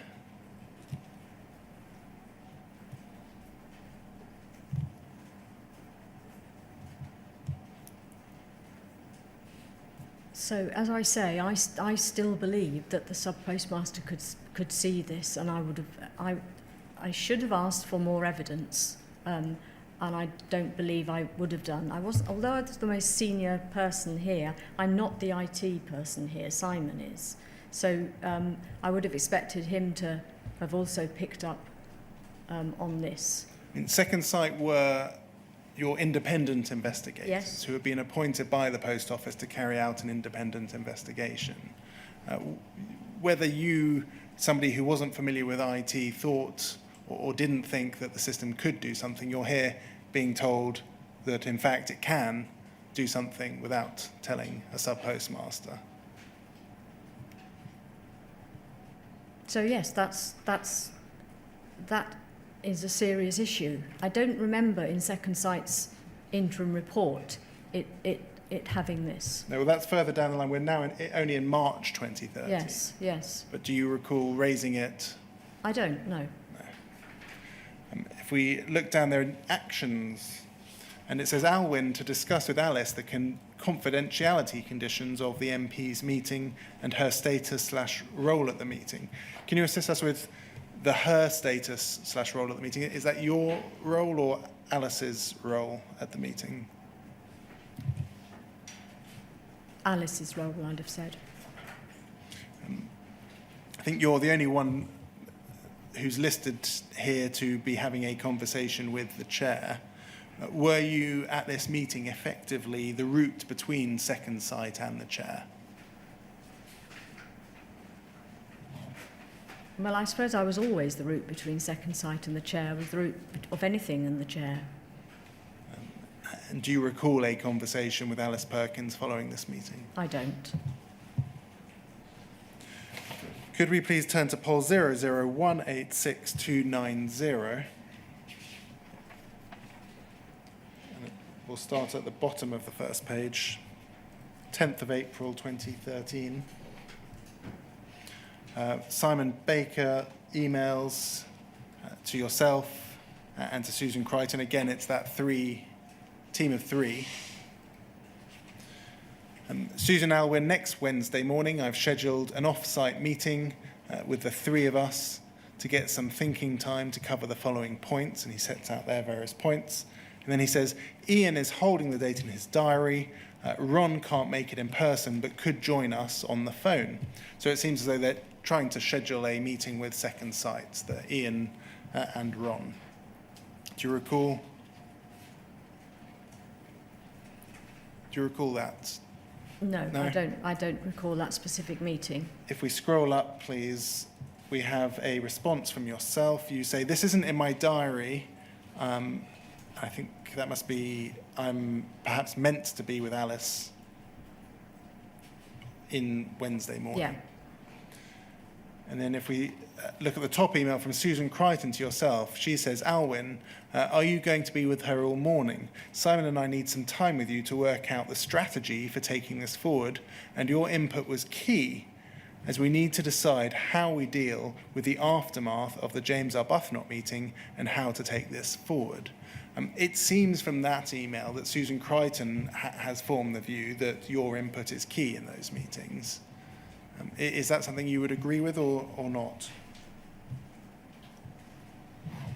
Well, it's key because they want to decide in the aftermath of the James Arbuthnot meeting. So it's key because, again, that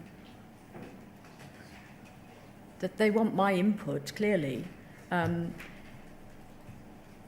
And it would be input with the board in mind and with things in mind that because that's the position I came from. You say with the board in mind? Or with the chair in mind. With the chair in mind? Yes, not the board. So this is, again, with the background, if we trace it back to where we started this morning, yes, with the meeting with James Arbuthnot, the meeting with Oliver Letwin, yes, you were, in your view, acting on behalf of the chair in these meetings that followed with Second Sight? Yes. Had you been asked to carry out that role by the board? No. Did you see your role as acting in this role as company secretary or as something else? I don't think you could say it was the traditional company secretary role. I think it was wider than that. Wider or separate to that?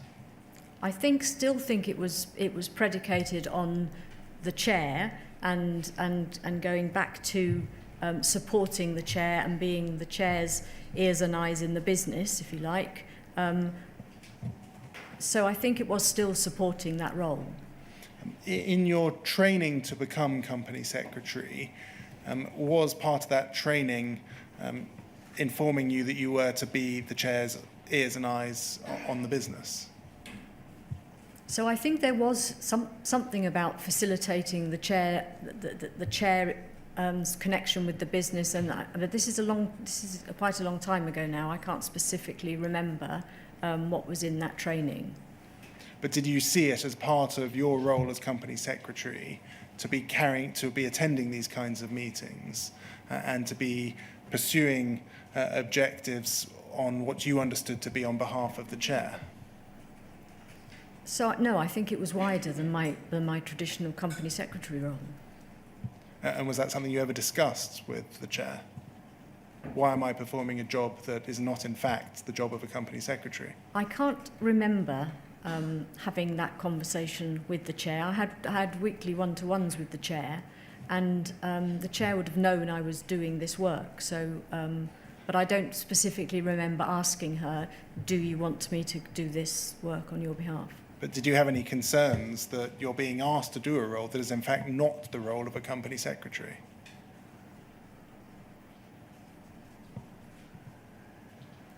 I don't think so at the time. And looking back at it now, do you think that you were being asked to do a role or carrying out a role that was not in fact your role?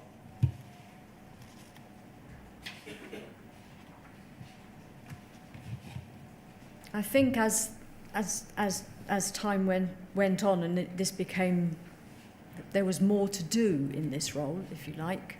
I am sure there were times when I thought then, this is a lot of work on top of my traditional company secretary role, and I probably think the same now. And why were you being asked to do this role? I think some of it was about herding the business to try and get them to respond to questions and information for Second Sight. So I think I was being asked to facilitate getting information to the independent review. Could we please turn to poll 00186602? We're now on the 7th of May 2013. At the bottom of the page, Mr. Baker emails Angela van der Bogard, Susan Crichton, yourself, and he says, I would like to release the spot reviews to Second Sight tomorrow evening. Any chance I could have your comments or approval by the end of day tomorrow? And if we scroll up, we have your response, which is, you already have my sign-off, Simon. Why, again, as company secretary, would you need to sign off the provision of spot reviews to Second Sight?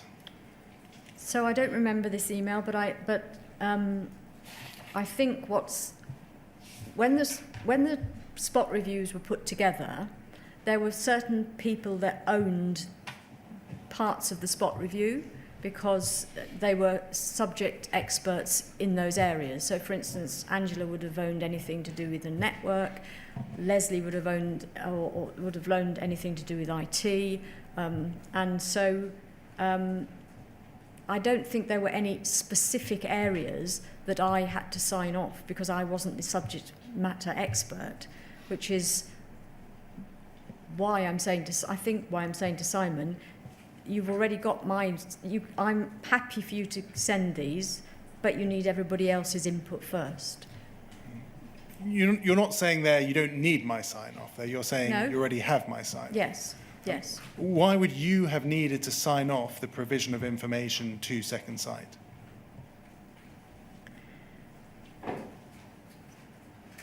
So, and I can't remember this email, as I say, but I don't think I am signing off the information. I think I'm signing off, this is what the spot reviews look like, and if it's not me providing information and detail in that area, that person should be signing it off, not me. But I'm happy for this to go to Second Sight.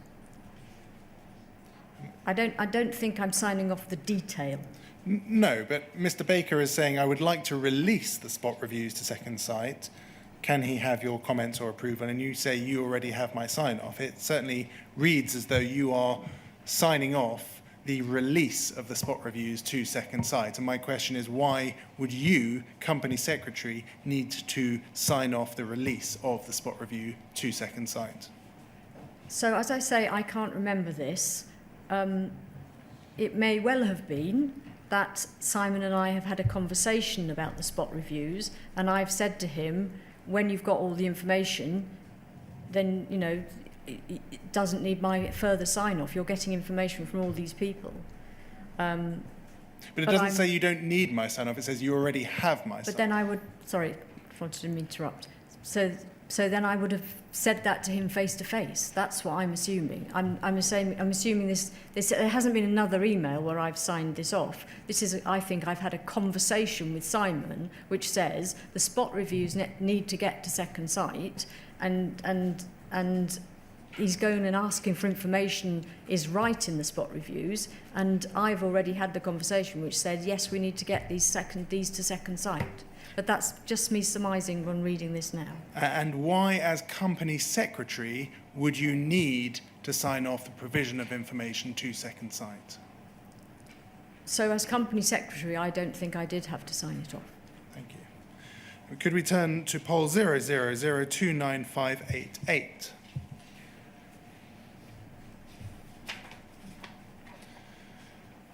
The second half of the page, please, is an email from Gareth Jenkins to Mr. Baker. So by 16th of May 2013, did you know who Gareth Jenkins was? I did, yes. And how did you know who he was? Mainly from these emails. Can you recall when you first approximately came into contact? Was it in this context? I think so, yes. And was it gathering information for Second Sight? Yes. Yes. The subject is balancing issues in 2010, and his setting out there, I think, what we know as the receipts and payments mismatch issue. I'll just read to you a little bit from that email.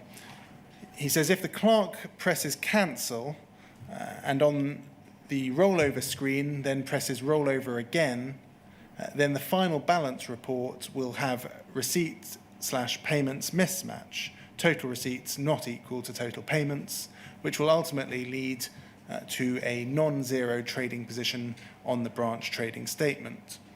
If the clerk does not check the final balance report, he or she may not be aware that the report has a receipts/payments mismatch. So the net effect is that the sub-postmaster might not be aware that there is, in fact, a receipts and payments mismatch. At the bottom of this page, he says, one of the situations that we are taking as a result of the local suspense problem we found this year is to put some further checks in for situations that should never happen, that related to the problem, and to raise an alert if they do. The reference there to situations that should never happen, did that strike you at all? We'll see that you are copied into that email. Is this an issue that caused you any concern as at 16th of May 2013? So the way I'm reading this is that the mismatch should never happen.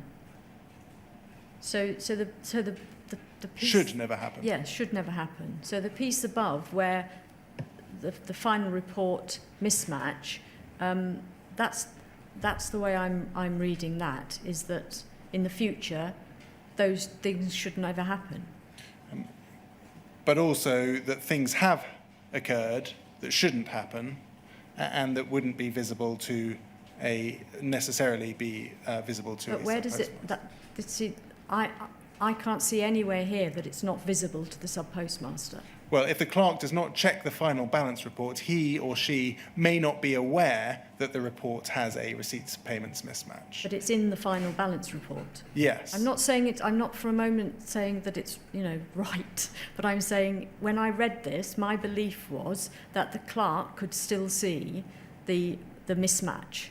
But would it be of concern to you that Mr. Jenkins from Fujitsu was identifying that there were situations that should never happen that didn't necessarily have an alert, and that in future one of the actions they were taking was to put in some further checks for such problems and raise an alert if they do occur? Did that cause you any concerns?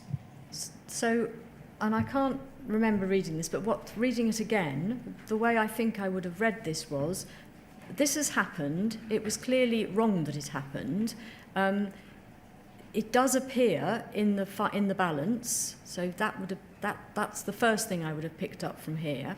However, what he's saying is, in the last paragraph here, but we've put something in place, so this should never happen again, and that there will be another alert alongside, the mismatch that is visible. We will give another alert to the sub-postmaster. That's the way I'm reading it. And that is how Simon Baker communicates it above. If we scroll above, we can see an email from Mr. Baker to Leslie Sewell and yourself, saying, Leslie, Alwen, brief overview of the problem encountered in 2010 below.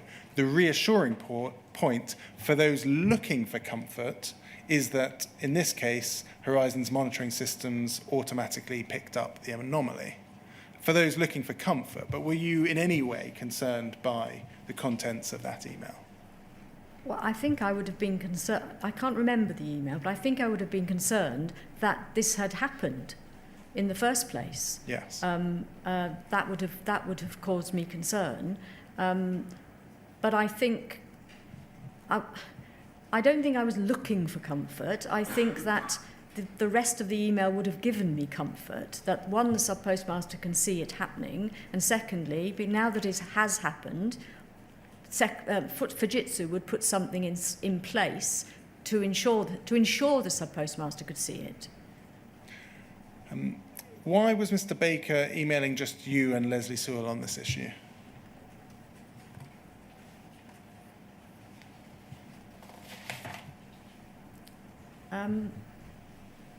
I don't know. Are we both, if you go further down, are we both on the email further down? No. No. So he's sending this on to us. Okay. I don't know why, whether I was chasing something for someone. I understand why Leslie would be on there, because she's the Chief Information Officer. She's the conduit with Fujitsu. So it's right that she should be on there. And whether this is me chasing something or I don't know. But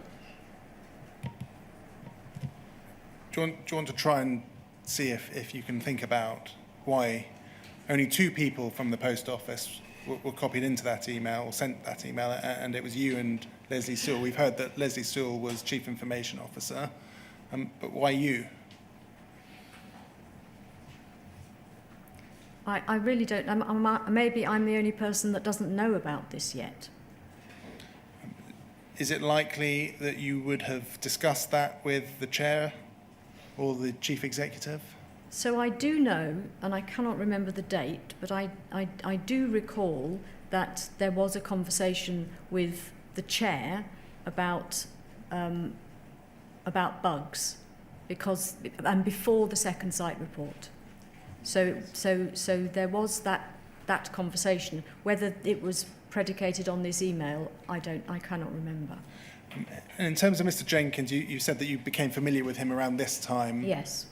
Were you aware that he had given evidence in criminal prosecutions? No. Were you aware that he had given evidence in any court proceedings? No, not that I remember. Could we please turn to poll 001869443, please?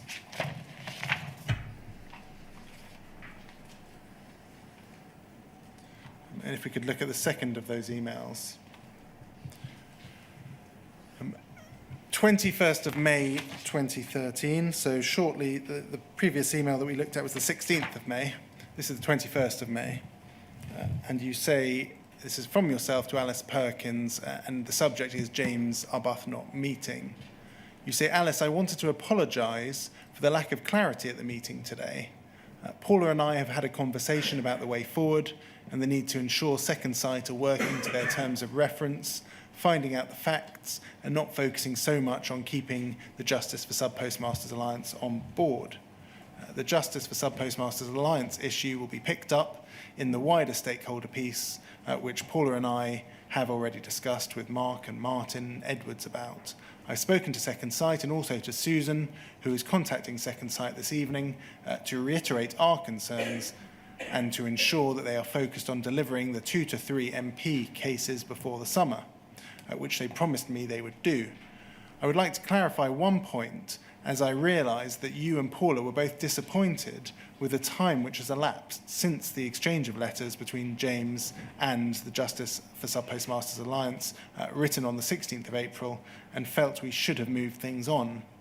I should explain that we were not copied into those letters, but received them from Second Sight as blind copies 2 weeks after they were written.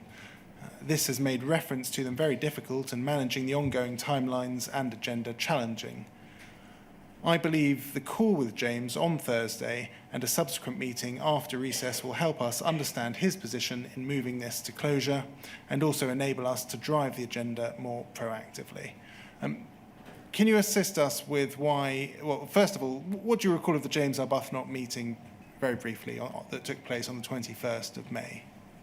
The one after this? No, the one that you're apologising in relation to.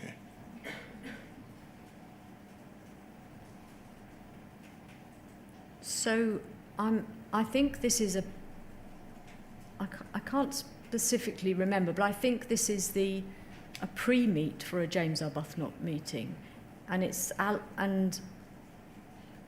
so I don't think James was at this meeting.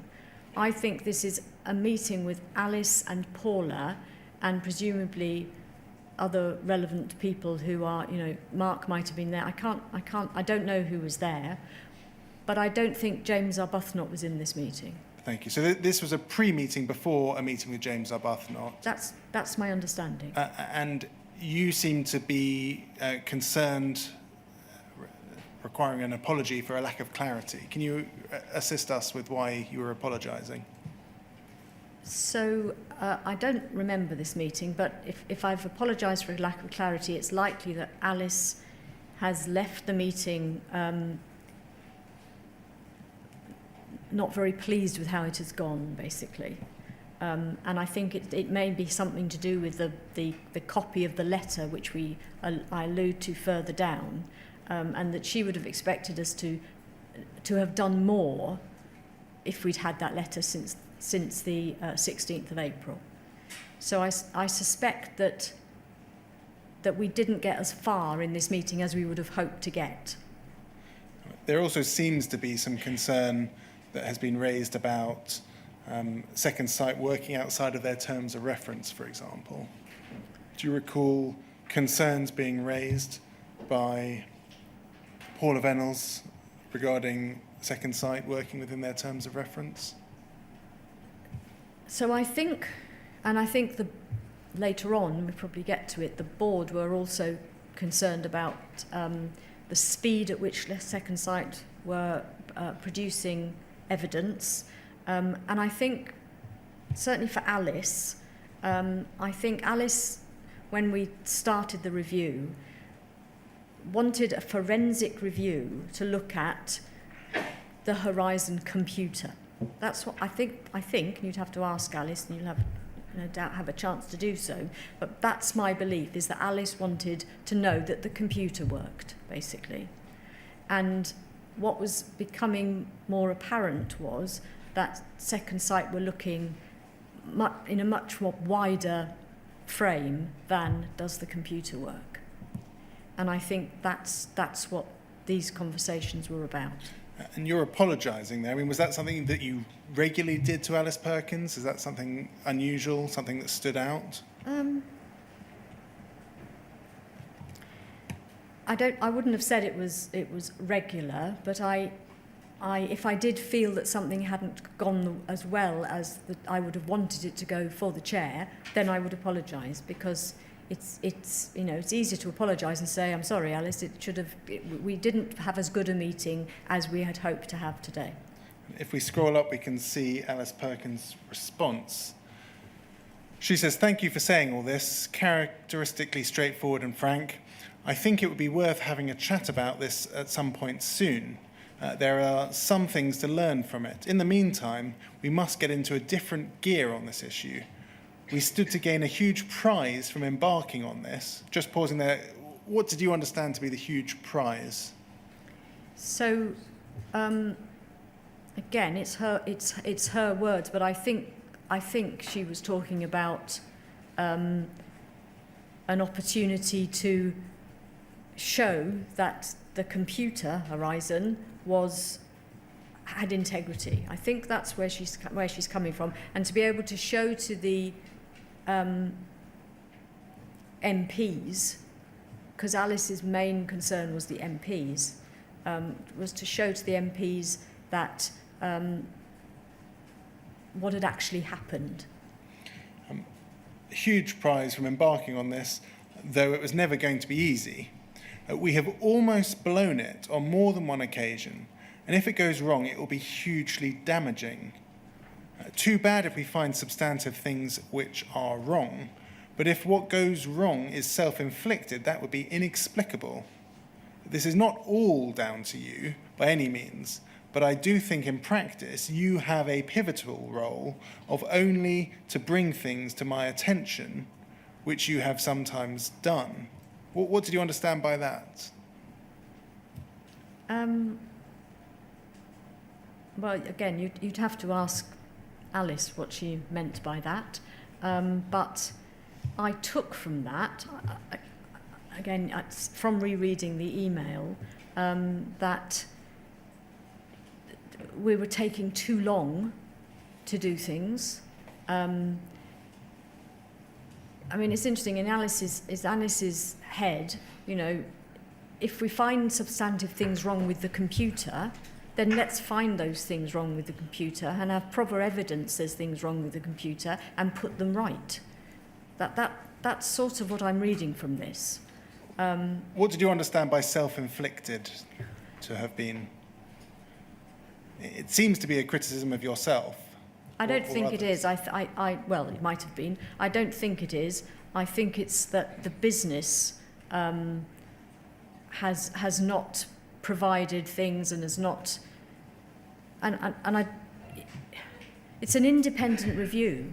So it's not a case of, you know, because I know the word managing that review has been used at a later stage in the board. It's not a case of managing that review, it's enabling that review to get to a place that review needs to get to and get to it quickly. I'm not reading that as personal to me, but I could be wrong. She then says, this is not, I've put the emphasis on the word all, this is not all down to you by any means, but I do think in practice you have a pivotal role. And what do you understand by of only to bring things to my attention? I think it should be if only. If only to bring things to my attention. So that's me coming back to the fact that the things I was doing on behalf of Alice. And here she's making it very clear that, you know, the role, you need to bring things to my attention. And then she says, which you have sometimes done. Is that? Yes. Would you have read that to mean not always? Not necessarily. It's a bit damned with faint praise, isn't it, really? Do you read this email, or did you read this email as a bit of a telling off from the chair? I mean, you've apologised in the email below, and it's not just a thank you very much for apologising, it's then yes. Raising some concerns about something that could be hugely damaging to the business. So yes, I would have taken this as a telling off from the chair. Yes. And is it something that you recall that stands out in memory, being criticised by the chair of the post office? As I say, I didn't remember this email, so it couldn't have stood out for me. Do you remember significant tensions towards the end of May 2013 with the chair in respect of the second site investigation? Not between myself and the chair, no. I don't remember that. Whether there were other tensions with other people.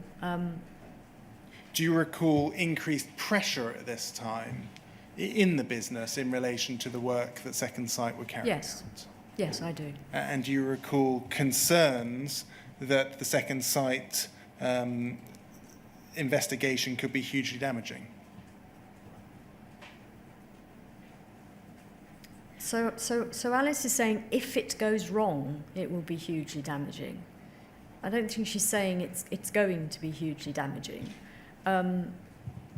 We've almost blown it on more than one occasion. Yes. We stood to gain a huge prize from embarking. And I think this is all about how long it's taking and the clarity of Second Sight in Alice's mind looking at the computer.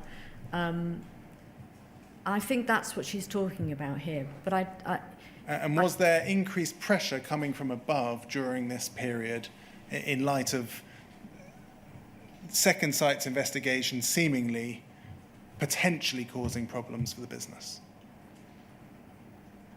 Who do you mean by from above? Entirely up to you. Oh, okay. Well, there's pressure here from Alice, isn't there? Because I can see it in this email that this meeting has not gone very well, I've apologised because I knew she left the meeting not very happy. She's come back and explained why she wasn't very happy. In terms of tensions between, yes, there was pressure. There was clearly pressure. We were doing a lot of work trying to get Second Sight to a place where they could do the interim report, trying to get them to focus on evidence. And there may well have been pressure, you know, or between Alice and Paula, I don't know.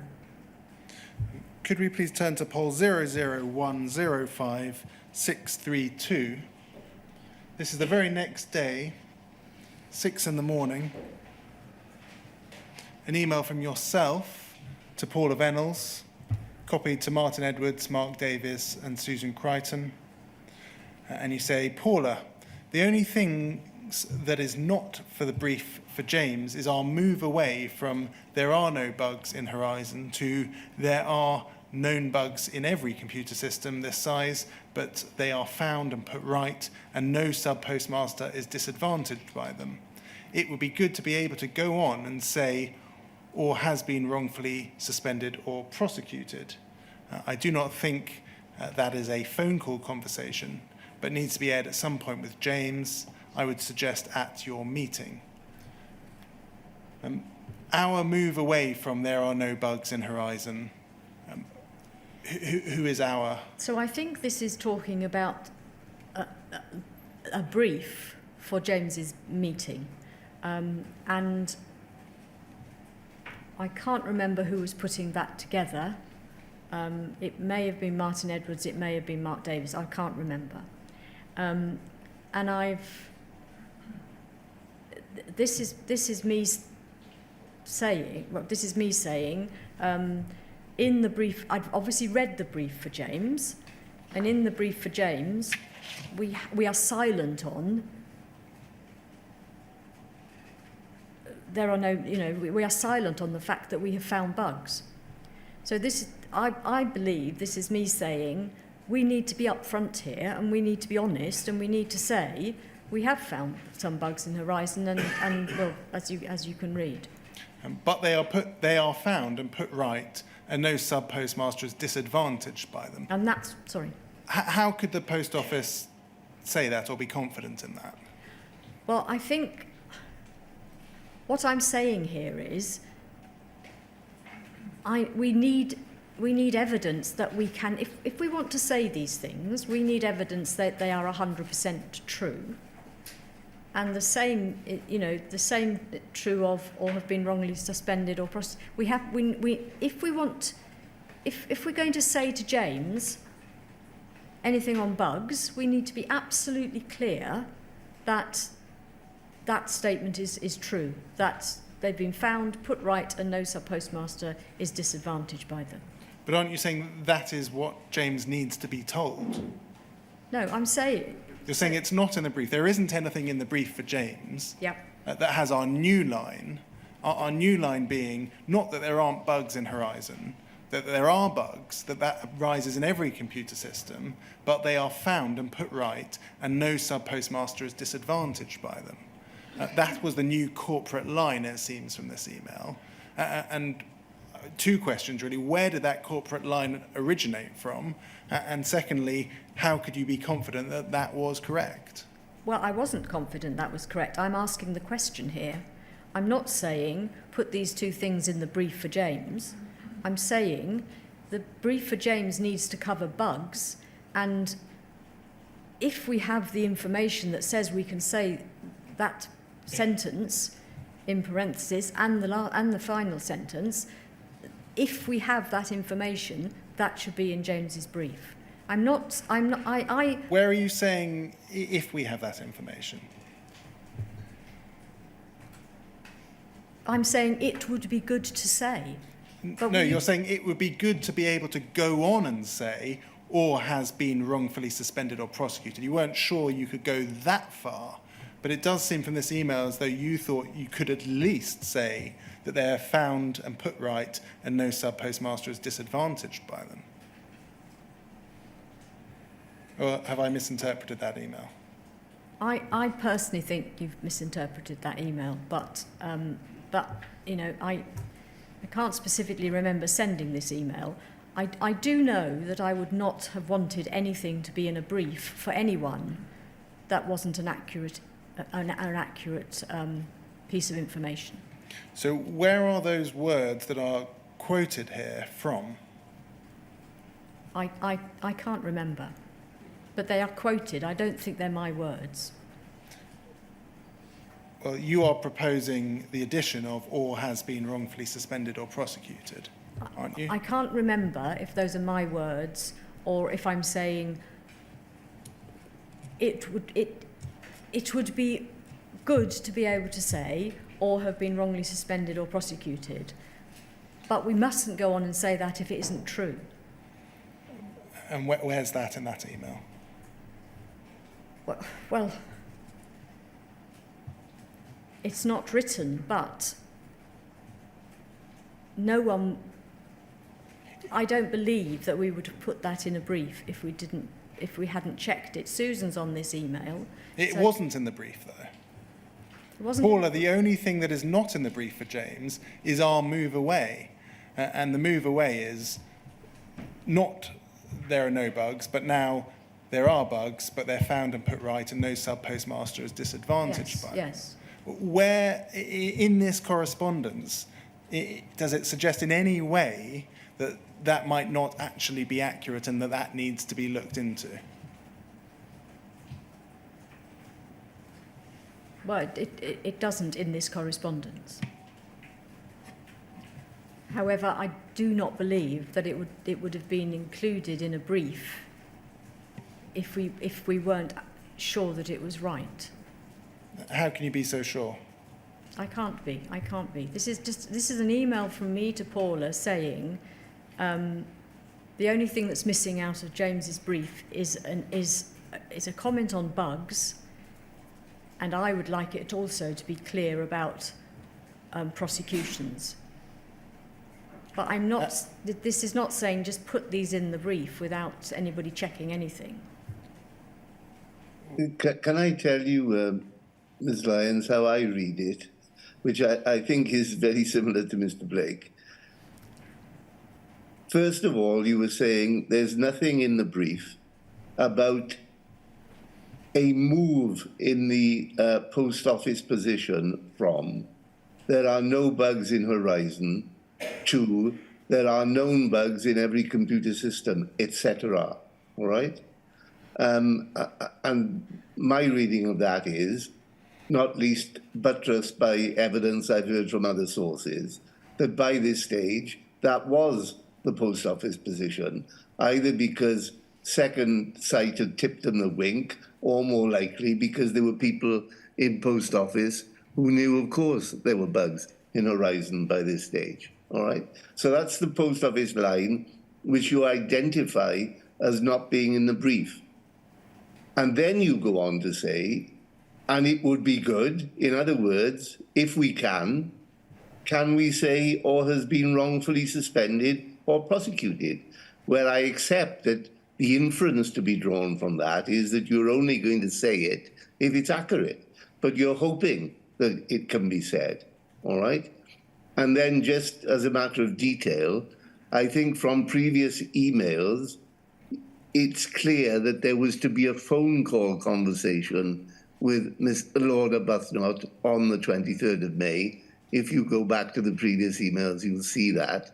And you're saying it's not appropriate to have this in a conversation, but rather in a meeting, which is going to take place at some future time. That's as I read it, Ms. Lyons. Have I got that hopelessly wrong? No, I think that's helpful. Thank you. Is it helpful or accurate?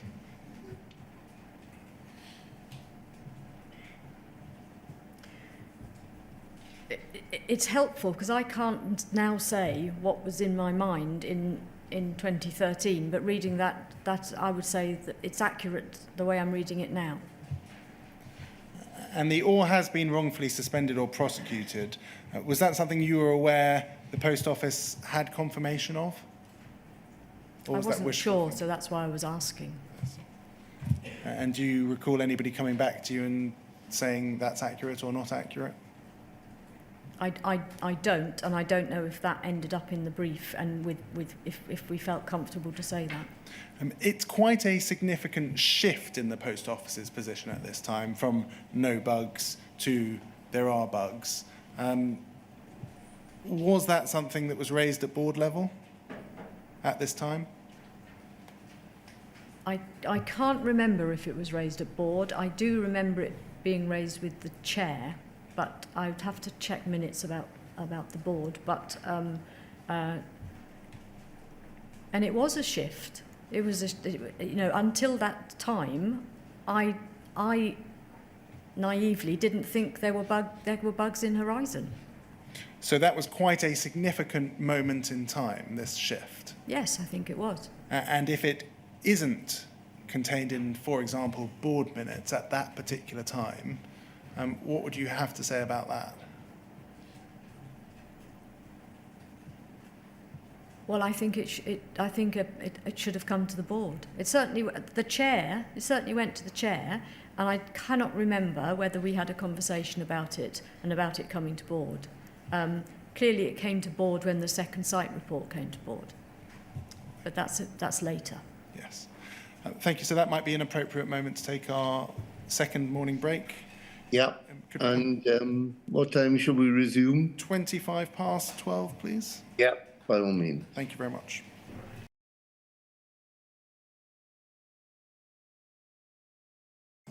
Thank you, Ms. Lyons.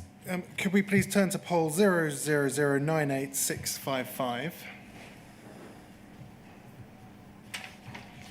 Moving on to the 21st of June 2013. This is an email from yourself to Paula Vennels and Leslie Sewell, copied to Susan Crichton. So again, that small group of individuals who have been in a number of emails that we've been looking at today. Paula, as you will remember, James Arbuthnot is hosting a meeting on the 8th of July where Second Sight are going to present their interim findings to members of Parliament and the Justice for Sub-Postmasters Alliance on 3 MP cases. We had a call with Second Sight today and have now put in place calls every day from next Tuesday to take us through to their report being ready. There are still risks with what the report will say, not around the system, but around the wider issues, e.g. training and support, which Second Sight are counting as part of the Horizon operating model. I'm sure that there will be enough in the report for the Justice for Sub-Postmasters Alliance to cause mischief if they want to with the media, and Ruth is involved updating the comms plan. Second Sight have a call with James on the 2nd of July, and you have a call with him on the 3rd, and we should know in advance what the report will say and therefore what they are likely to say to James. Things will get clearer next week, but my biggest concern at the moment is if the review focuses on training, etc., how the Justice for Sub-Postmasters Alliance will respond. I think you can make some positive noises to James Arbuthnot on the 3rd, including improvements in training and support, and also our idea of a Horizon user group made up of existing sub-postmasters who use the system. I'll get an update in the diary for us and Leslie on Wednesday next week. It seems by this stage, so the 21st of July 2013, of June 2013 even, you are having quite a significant role in matters relating to the Second Sight investigation. So I cannot remember this email. I think this email, and I can't remember it specifically, might be me putting down on paper what a group of people have discussed. So I think this might be me going to Paula and saying, right, as you remember, we've got this meeting, and so I don't think these are only my words, but I've got no evidence of that. I am sure there'll be enough in the report. My biggest concern at the moment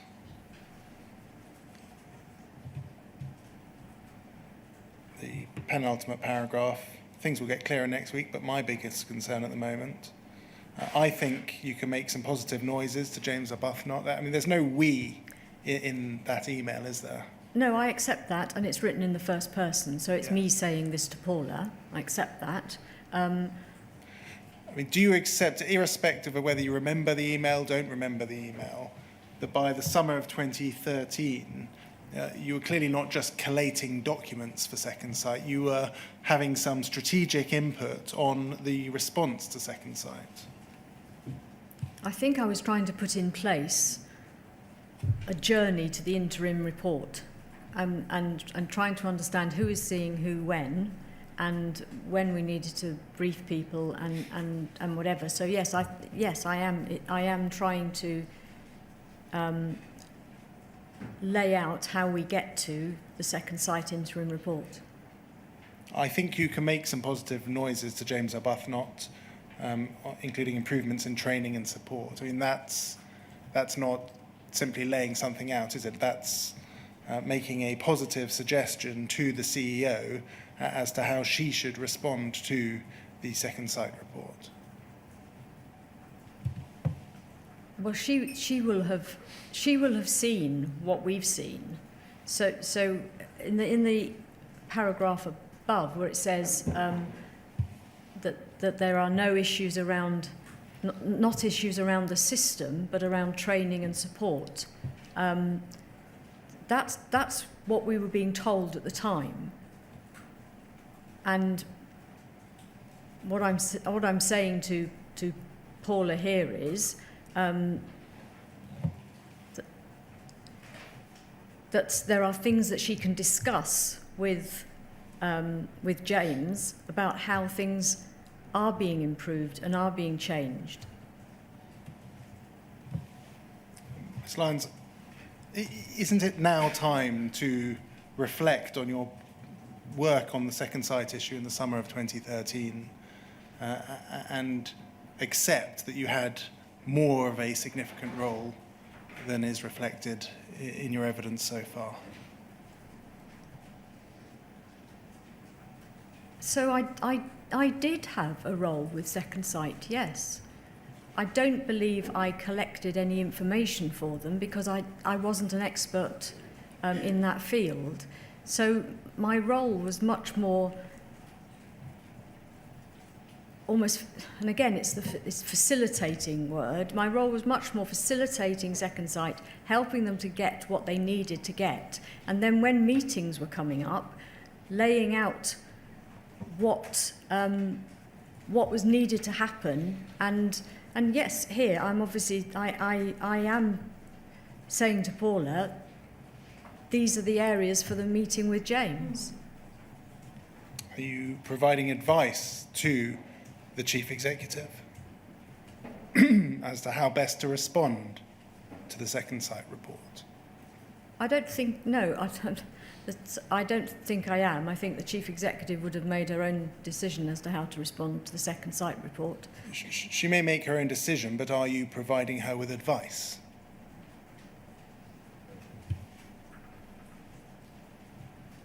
I'm saying that there are areas for positive noises for James Arbuthnot, for instance. Yes, I am. And that she can talk about training and support. So if that's advice, then yes, that this email is advice. Yeah. You say if that's advice. Is that advice or is that not advice? Well, yes, that's advice. Could we turn, please, to poll 001888912? This is an email that we'll return to on the issue of remote access, but I want to look at something else. It's an email, the bottom email, from Simon Baker. Again, very small distribution list to yourself, Susan Crichton and Leslie Sewell. Subject, Second Sight call. And it's number 2, bugs in Horizon. This is following a call, a very animated call with Ron and Ian. Bugs in Horizon. They are concerned that James Arbuthnot is or has been told by Post Office that there are no bugs in Horizon. And that is what James Arbuthnot believes. And when Second Sight inform him that there were bugs and sub-postmasters' accounts were affected, it will go viral amongst MPs and the press.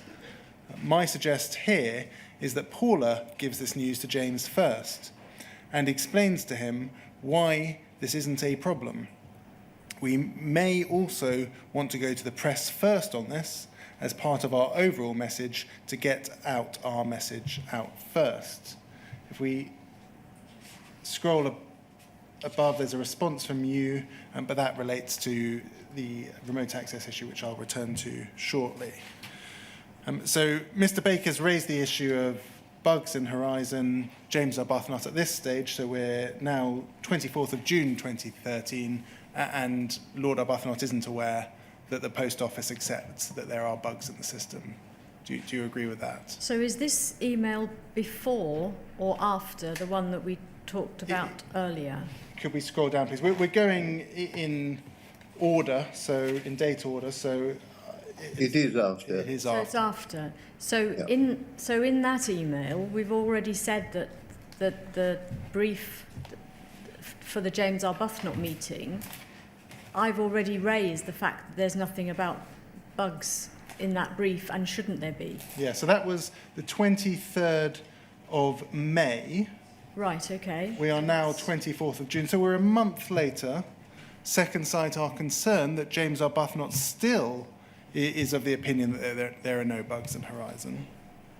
Do you recall this email? I don't recall this email, and given the email earlier, I would have thought that James Arbuthnot would have known.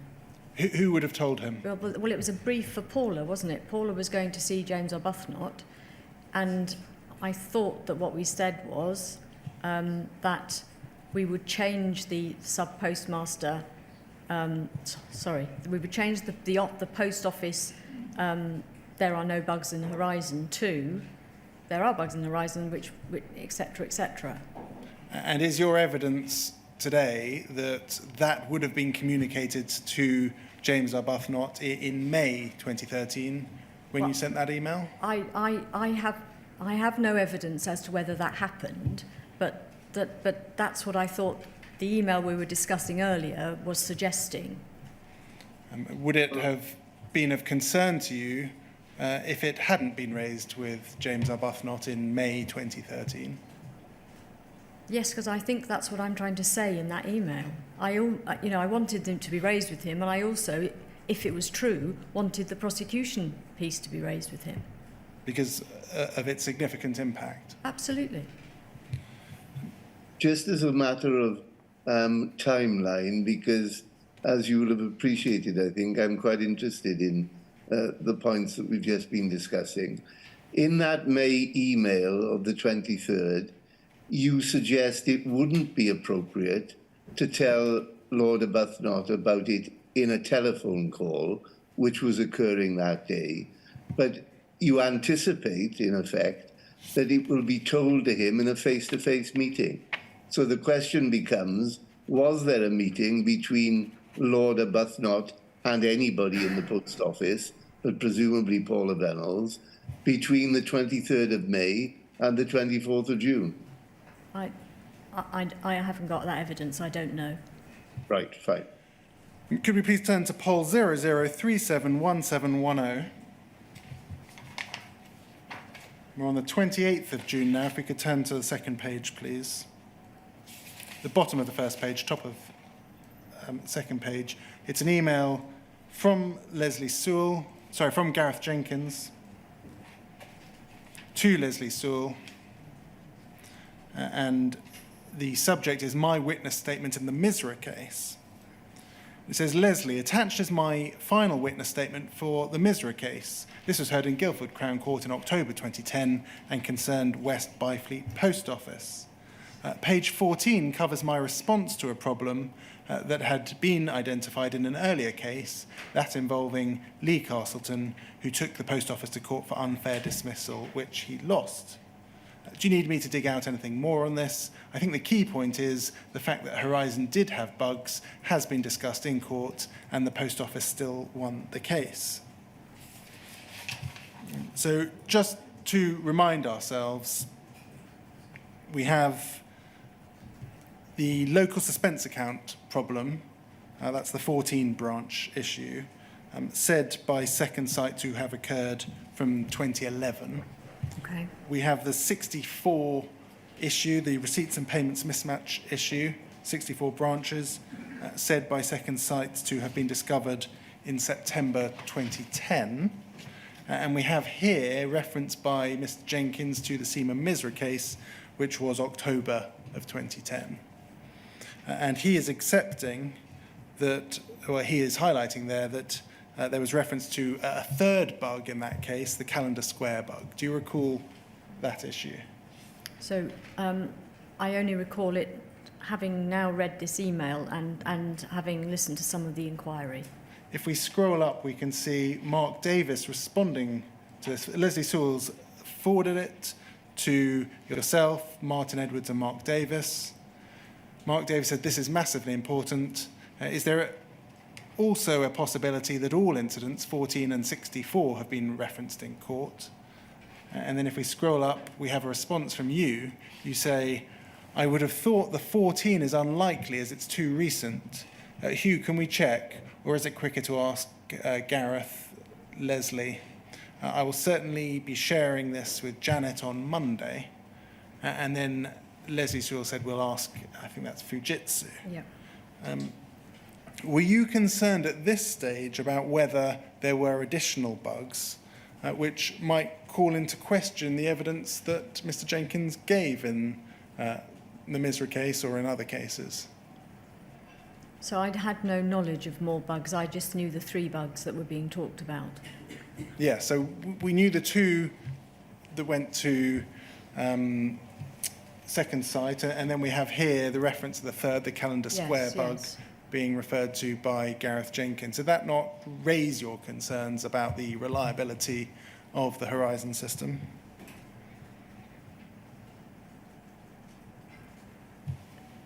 So we had been provided with, and I think there is a document somewhere which is a brief for Paula, which went through what happened, the risk, how it was put right, etc., etc. And I think I knew, that's what I knew at this point. But you're receiving in June 2013 an email from Gareth Jenkins attaching a statement from a criminal case in which he made reference to the calendar square bug. Presumably that was relatively new news to you, the calendar square bug. Yeah, well, I'm getting the timeline is quite difficult because I don't know, because there were 3 cases in the Second Sight report. There were 2 and then the other one was mentioned. Yes. And I don't know at which point they became clear to us. And I think this document that was done for Paul, and I don't know what brief that was for, had all 3 in them. So if it was in there and it was before this, then I would have known about them. So around the 28th of June, you were aware of 3 bugs, one of which, as we've seen, Gareth Jenkins gave evidence relating to in the Misra case. I believe so. Were you and those around you concerned at this time about the potential implications of that? Of there being 3 bugs? Yes, and of Mr. Jenkins having provided evidence in criminal proceedings. So you can take those 2 separately. So first, okay. The bugs. So the bugs, I went from believing there were no bugs to believing there were these, being given evidence there were these 3 bugs and that they had been dealt with, and I was given some comfort that they'd been dealt with properly. So I didn't know that there were any more bugs, and I would have expected Leslie or whoever to have told us if there were, or if there was the potential of more. Could we please turn to poll 000313552? If we start on page 3, please. It's the same day, 28th of June. An email from Simon Baker on page 3, please. The bottom of the page. He emails Gareth Jenkins. You're copied in directly to that email to Gareth Jenkins. He says, Gareth, you mentioned discussing the Falkirk bug in the Misra case today. Are there any other examples where bugs have been discussed in court? If we scroll up, please. He says, Simon, I'm not aware of any other specific bugs being discussed in court, either relating to Horizon or Horizon Online. The Falkirk bug was first raised in the Castleton civil case and was then picked up on for a number of subsequent criminal cases, even though it was irrelevant to those environments. Defence experts were using it as an example that Horizon has had bugs.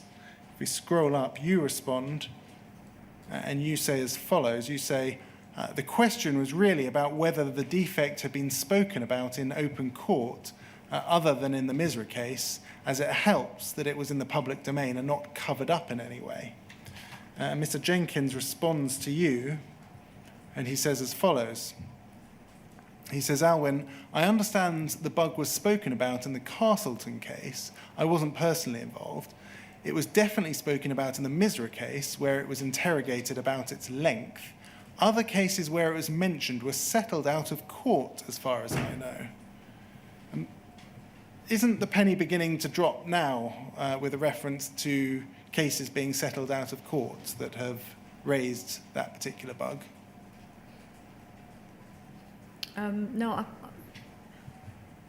No, because I think cases were settled out of court. And why might they have been settled out of court? I don't have any information about why cases were settled out of court. I just knew that some cases were settled out of court. And did that cause you to think about whether, in fact, there might have been something in their allegations? I'm sure there were lots of different reasons why they were settled out of court. I didn't have that information. So. Did you ask anybody for that information? No, I didn't. If we scroll up, we have another response. You say, thanks, Gareth. Can we get the witness statement for the Castleton, please? Hugh, thanks, Alwen. And then Hugh says, Jarnell, can you get Castleton case details, please, as soon as possible, as Alwen has asked for? And then we have a response from Jarnell Singh. I'll read to you just some extracts from the response. He begins by saying, in criminal trials, both the prosecution and defence put their case to the jury, who make a decision beyond all reasonable doubt on finding the defendant guilty. Jury do not give reasons for their verdict, as it is not possible to ask the jury the basis and details on which they made their decision.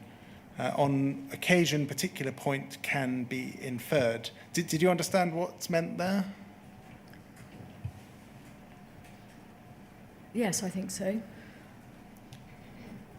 What did you understand by that? Just that so I understand what he's saying is that we can't get a reason why a case that a jury sees gives their decision.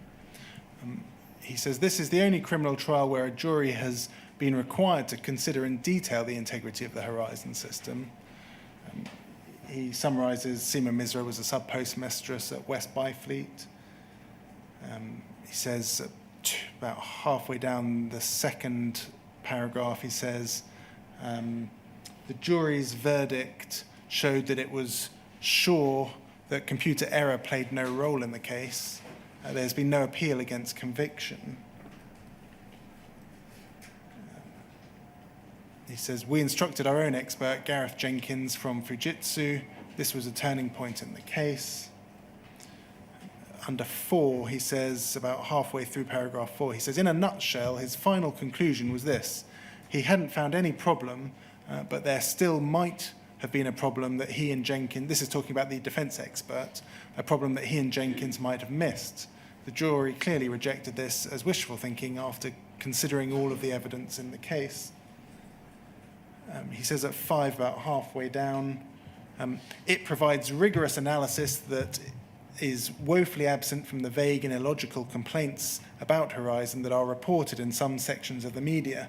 The judgment referred briefly to a real computer problem that had emerged at the Calendar Square office in Falkirk. Gareth Jenkins to investigate this problem. He provided a detailed summary of the problem in his witness statement. He also explained in that statement why he concluded it was irrelevant to Mrs. Misra's case. Were you satisfied by the explanation that was provided by Mr. Singh? Well, yes, he was the expert. He was, I'm not a lawyer, he was the lawyer, he was the expert, so yes, I was satisfied. Could we please turn to poll 001444909?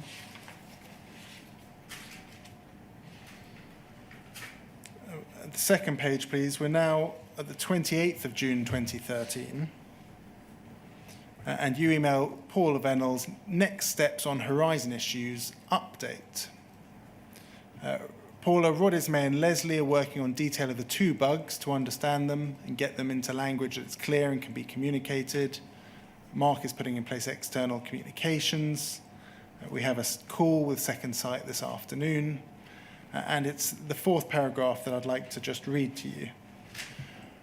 I'm going to spend time with Janet, that's Janet Walker, James Arbuthnot's Chief of Staff, at 9 o'clock on Monday morning. She says she can give me as long as it takes. My approach will be to try to get to understand the status of the review and the risk to James and us of an incomplete interim report. I will share the fact that Second Sight are not using all the evidence they are being given, and our concerns is that their approach to try and keep everyone happy is not how we would expect a forensic accountant to behave. I do think this is the right place to share the bugs we have found and how we have dealt with them, which is why the report from Rod/Leslie, checked by Legal and Mark, is important. My objective is to get Janet to a place where she also wants the meeting to be cancelled.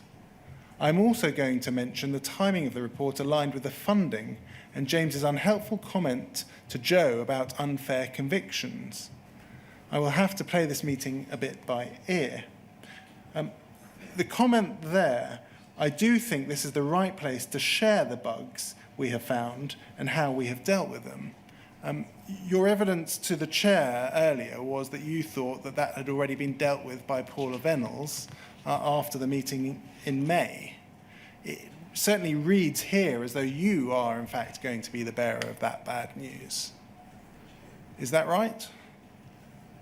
So certainly it sounds, I've said I will tell them how we've dealt with them. So it could well be that I had not remembered this and that this is the first time that we've talked about bugs. It could also be that Paula had shared it and I'm just sharing the detail of the bugs, but reading this now, I think I was expected to share the detail about the bugs. Yes. And why is it that the company secretary is fulfilling the role of communicating that important shift in the post office's position? So I was seeing Janet because she and I had a good relationship from the first meeting with Alice, and if Janet had any issues, she would contact me, and I would try and help sort out any things for her that were for James.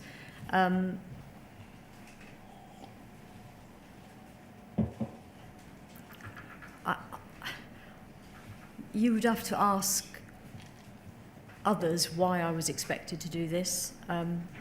Which others? Well, you'd have to ask Paula, because I would have thought Paula would have wanted to speak to James. You say I do think this is the right place to share the bugs. Because it looks as if we haven't shared them yet. Yes. So I'm going, look, we have to share this information about bugs, and I'm seeing Janet. And you had a good relationship with Janet Walker. Yes. And it was your advice that now was the time to share that information, not with James Arbuthnot himself, but with the person who you had a good relationship with. Well, I don't think I was under any misillusion. If I shared it with Janet, it wouldn't be shared with James. Yes. You know, Were you being used as the bearer of bad news by the company?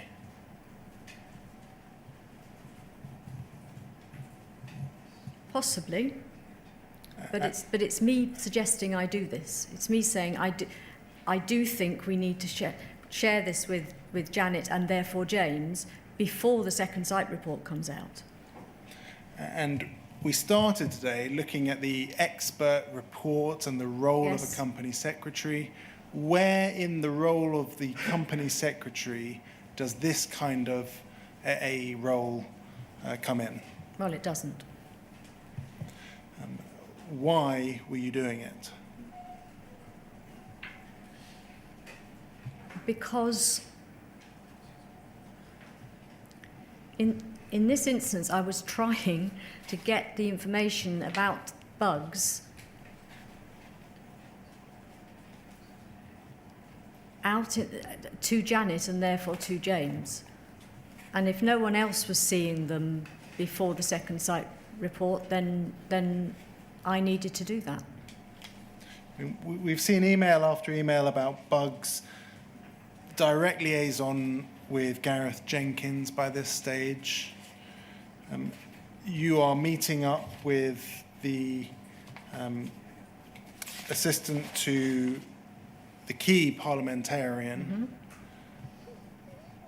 Why, as I say, is the company secretary being tasked with all of this? Or even if you're not being tasked, why is the company secretary doing this work? So I've explained that originally the connection with James and with Alice was through James, and that's how I had a relationship with Janet. We've also seen emails where Alice is saying that you know I needed to be involved in things and needed to feedback things to Alice when things arose. Feeding back to Alice absolutely would fall under that job description that we looked at. Yes. The role to communicate to the chair. This is not communicating anything to the board. In fact, it's the very opposite, isn't it? It's communicating something to an external party. Yes. Why is the company secretary doing that?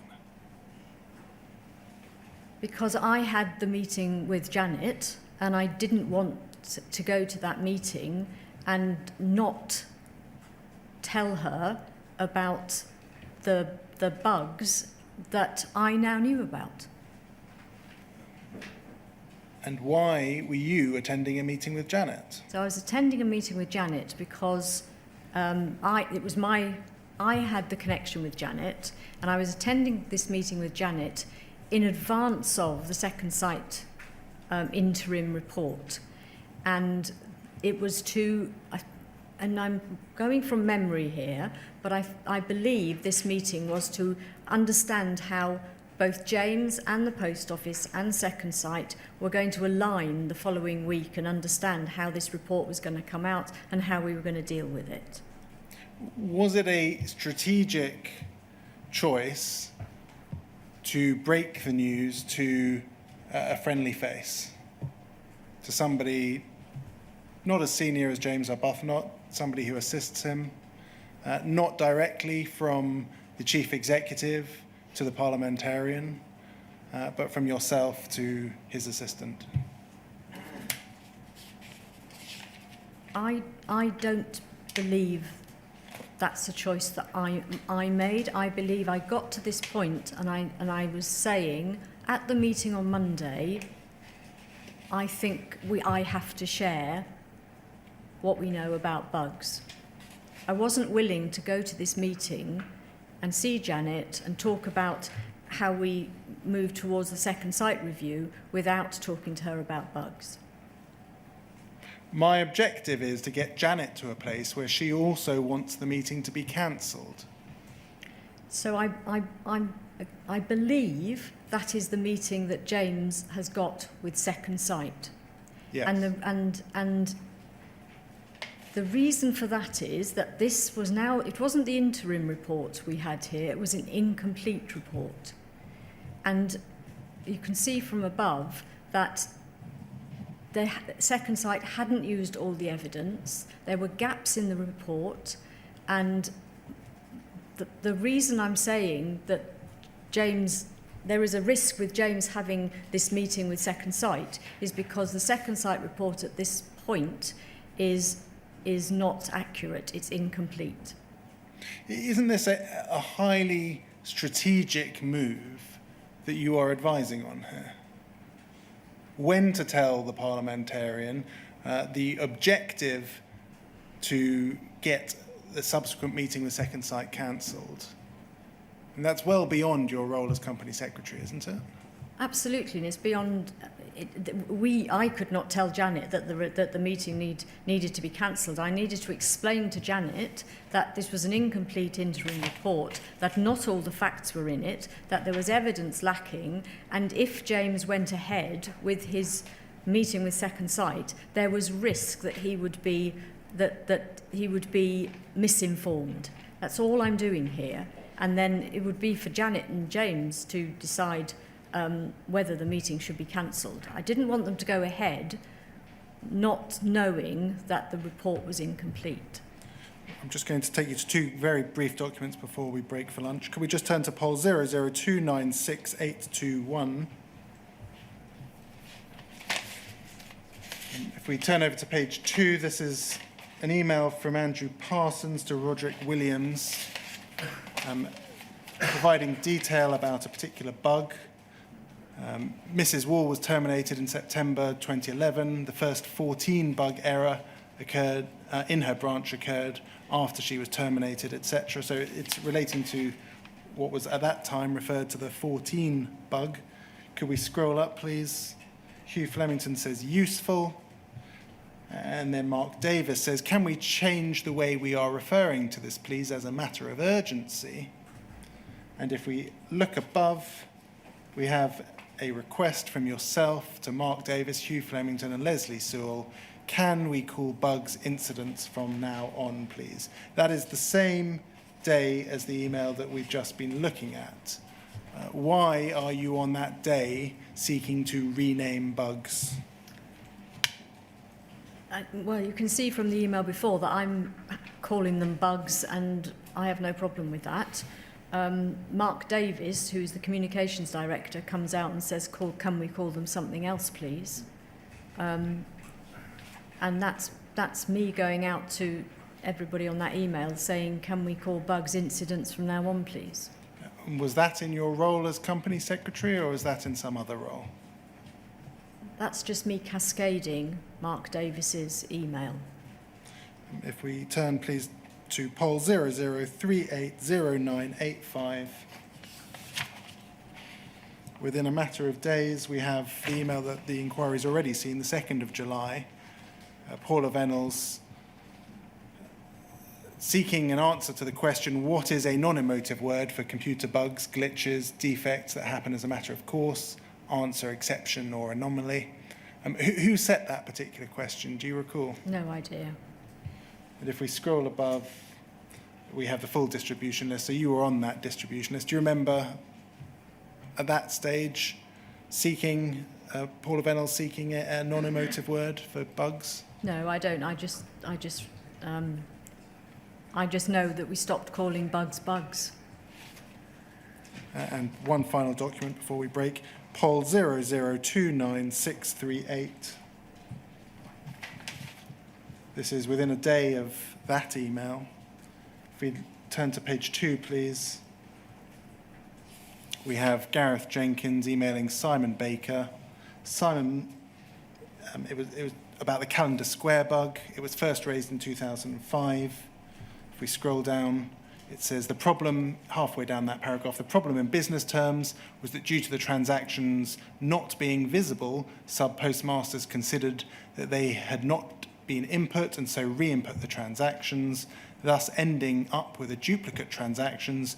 And so when the originals came through the following day, the accounts would be in a mess. The problem at the bottom paragraph, this problem was evidenced by a large number of events in the event logs. If we scroll up, please, there is Simon Baker forwards it to yourself and Susan Crichton and Hugh Flemington. And if we scroll up, we have an email from yourself to Leslie Sewell and Susan Crichton. Is this another anomaly? It does worry me that the number seems to be going up. So the very next day, you are then referring to a bug, the Calendar Square bug, as an anomaly. Do you recall using the corporate dictionary? I don't, but if I'd sent the email asking other people to use that word, I would probably start using that word. Did you give any thought to why you are now calling bugs anomalies? In my mind, it didn't really make any difference what we called them, but I'd been asked to call them this, so I called them it. Thank you, sir. That is an appropriate time for lunch. Could we come back at 2 o'clock, please? Thank you. Sorry, yes, I was mute. Yeah, 2 o'clock. Thank you very much.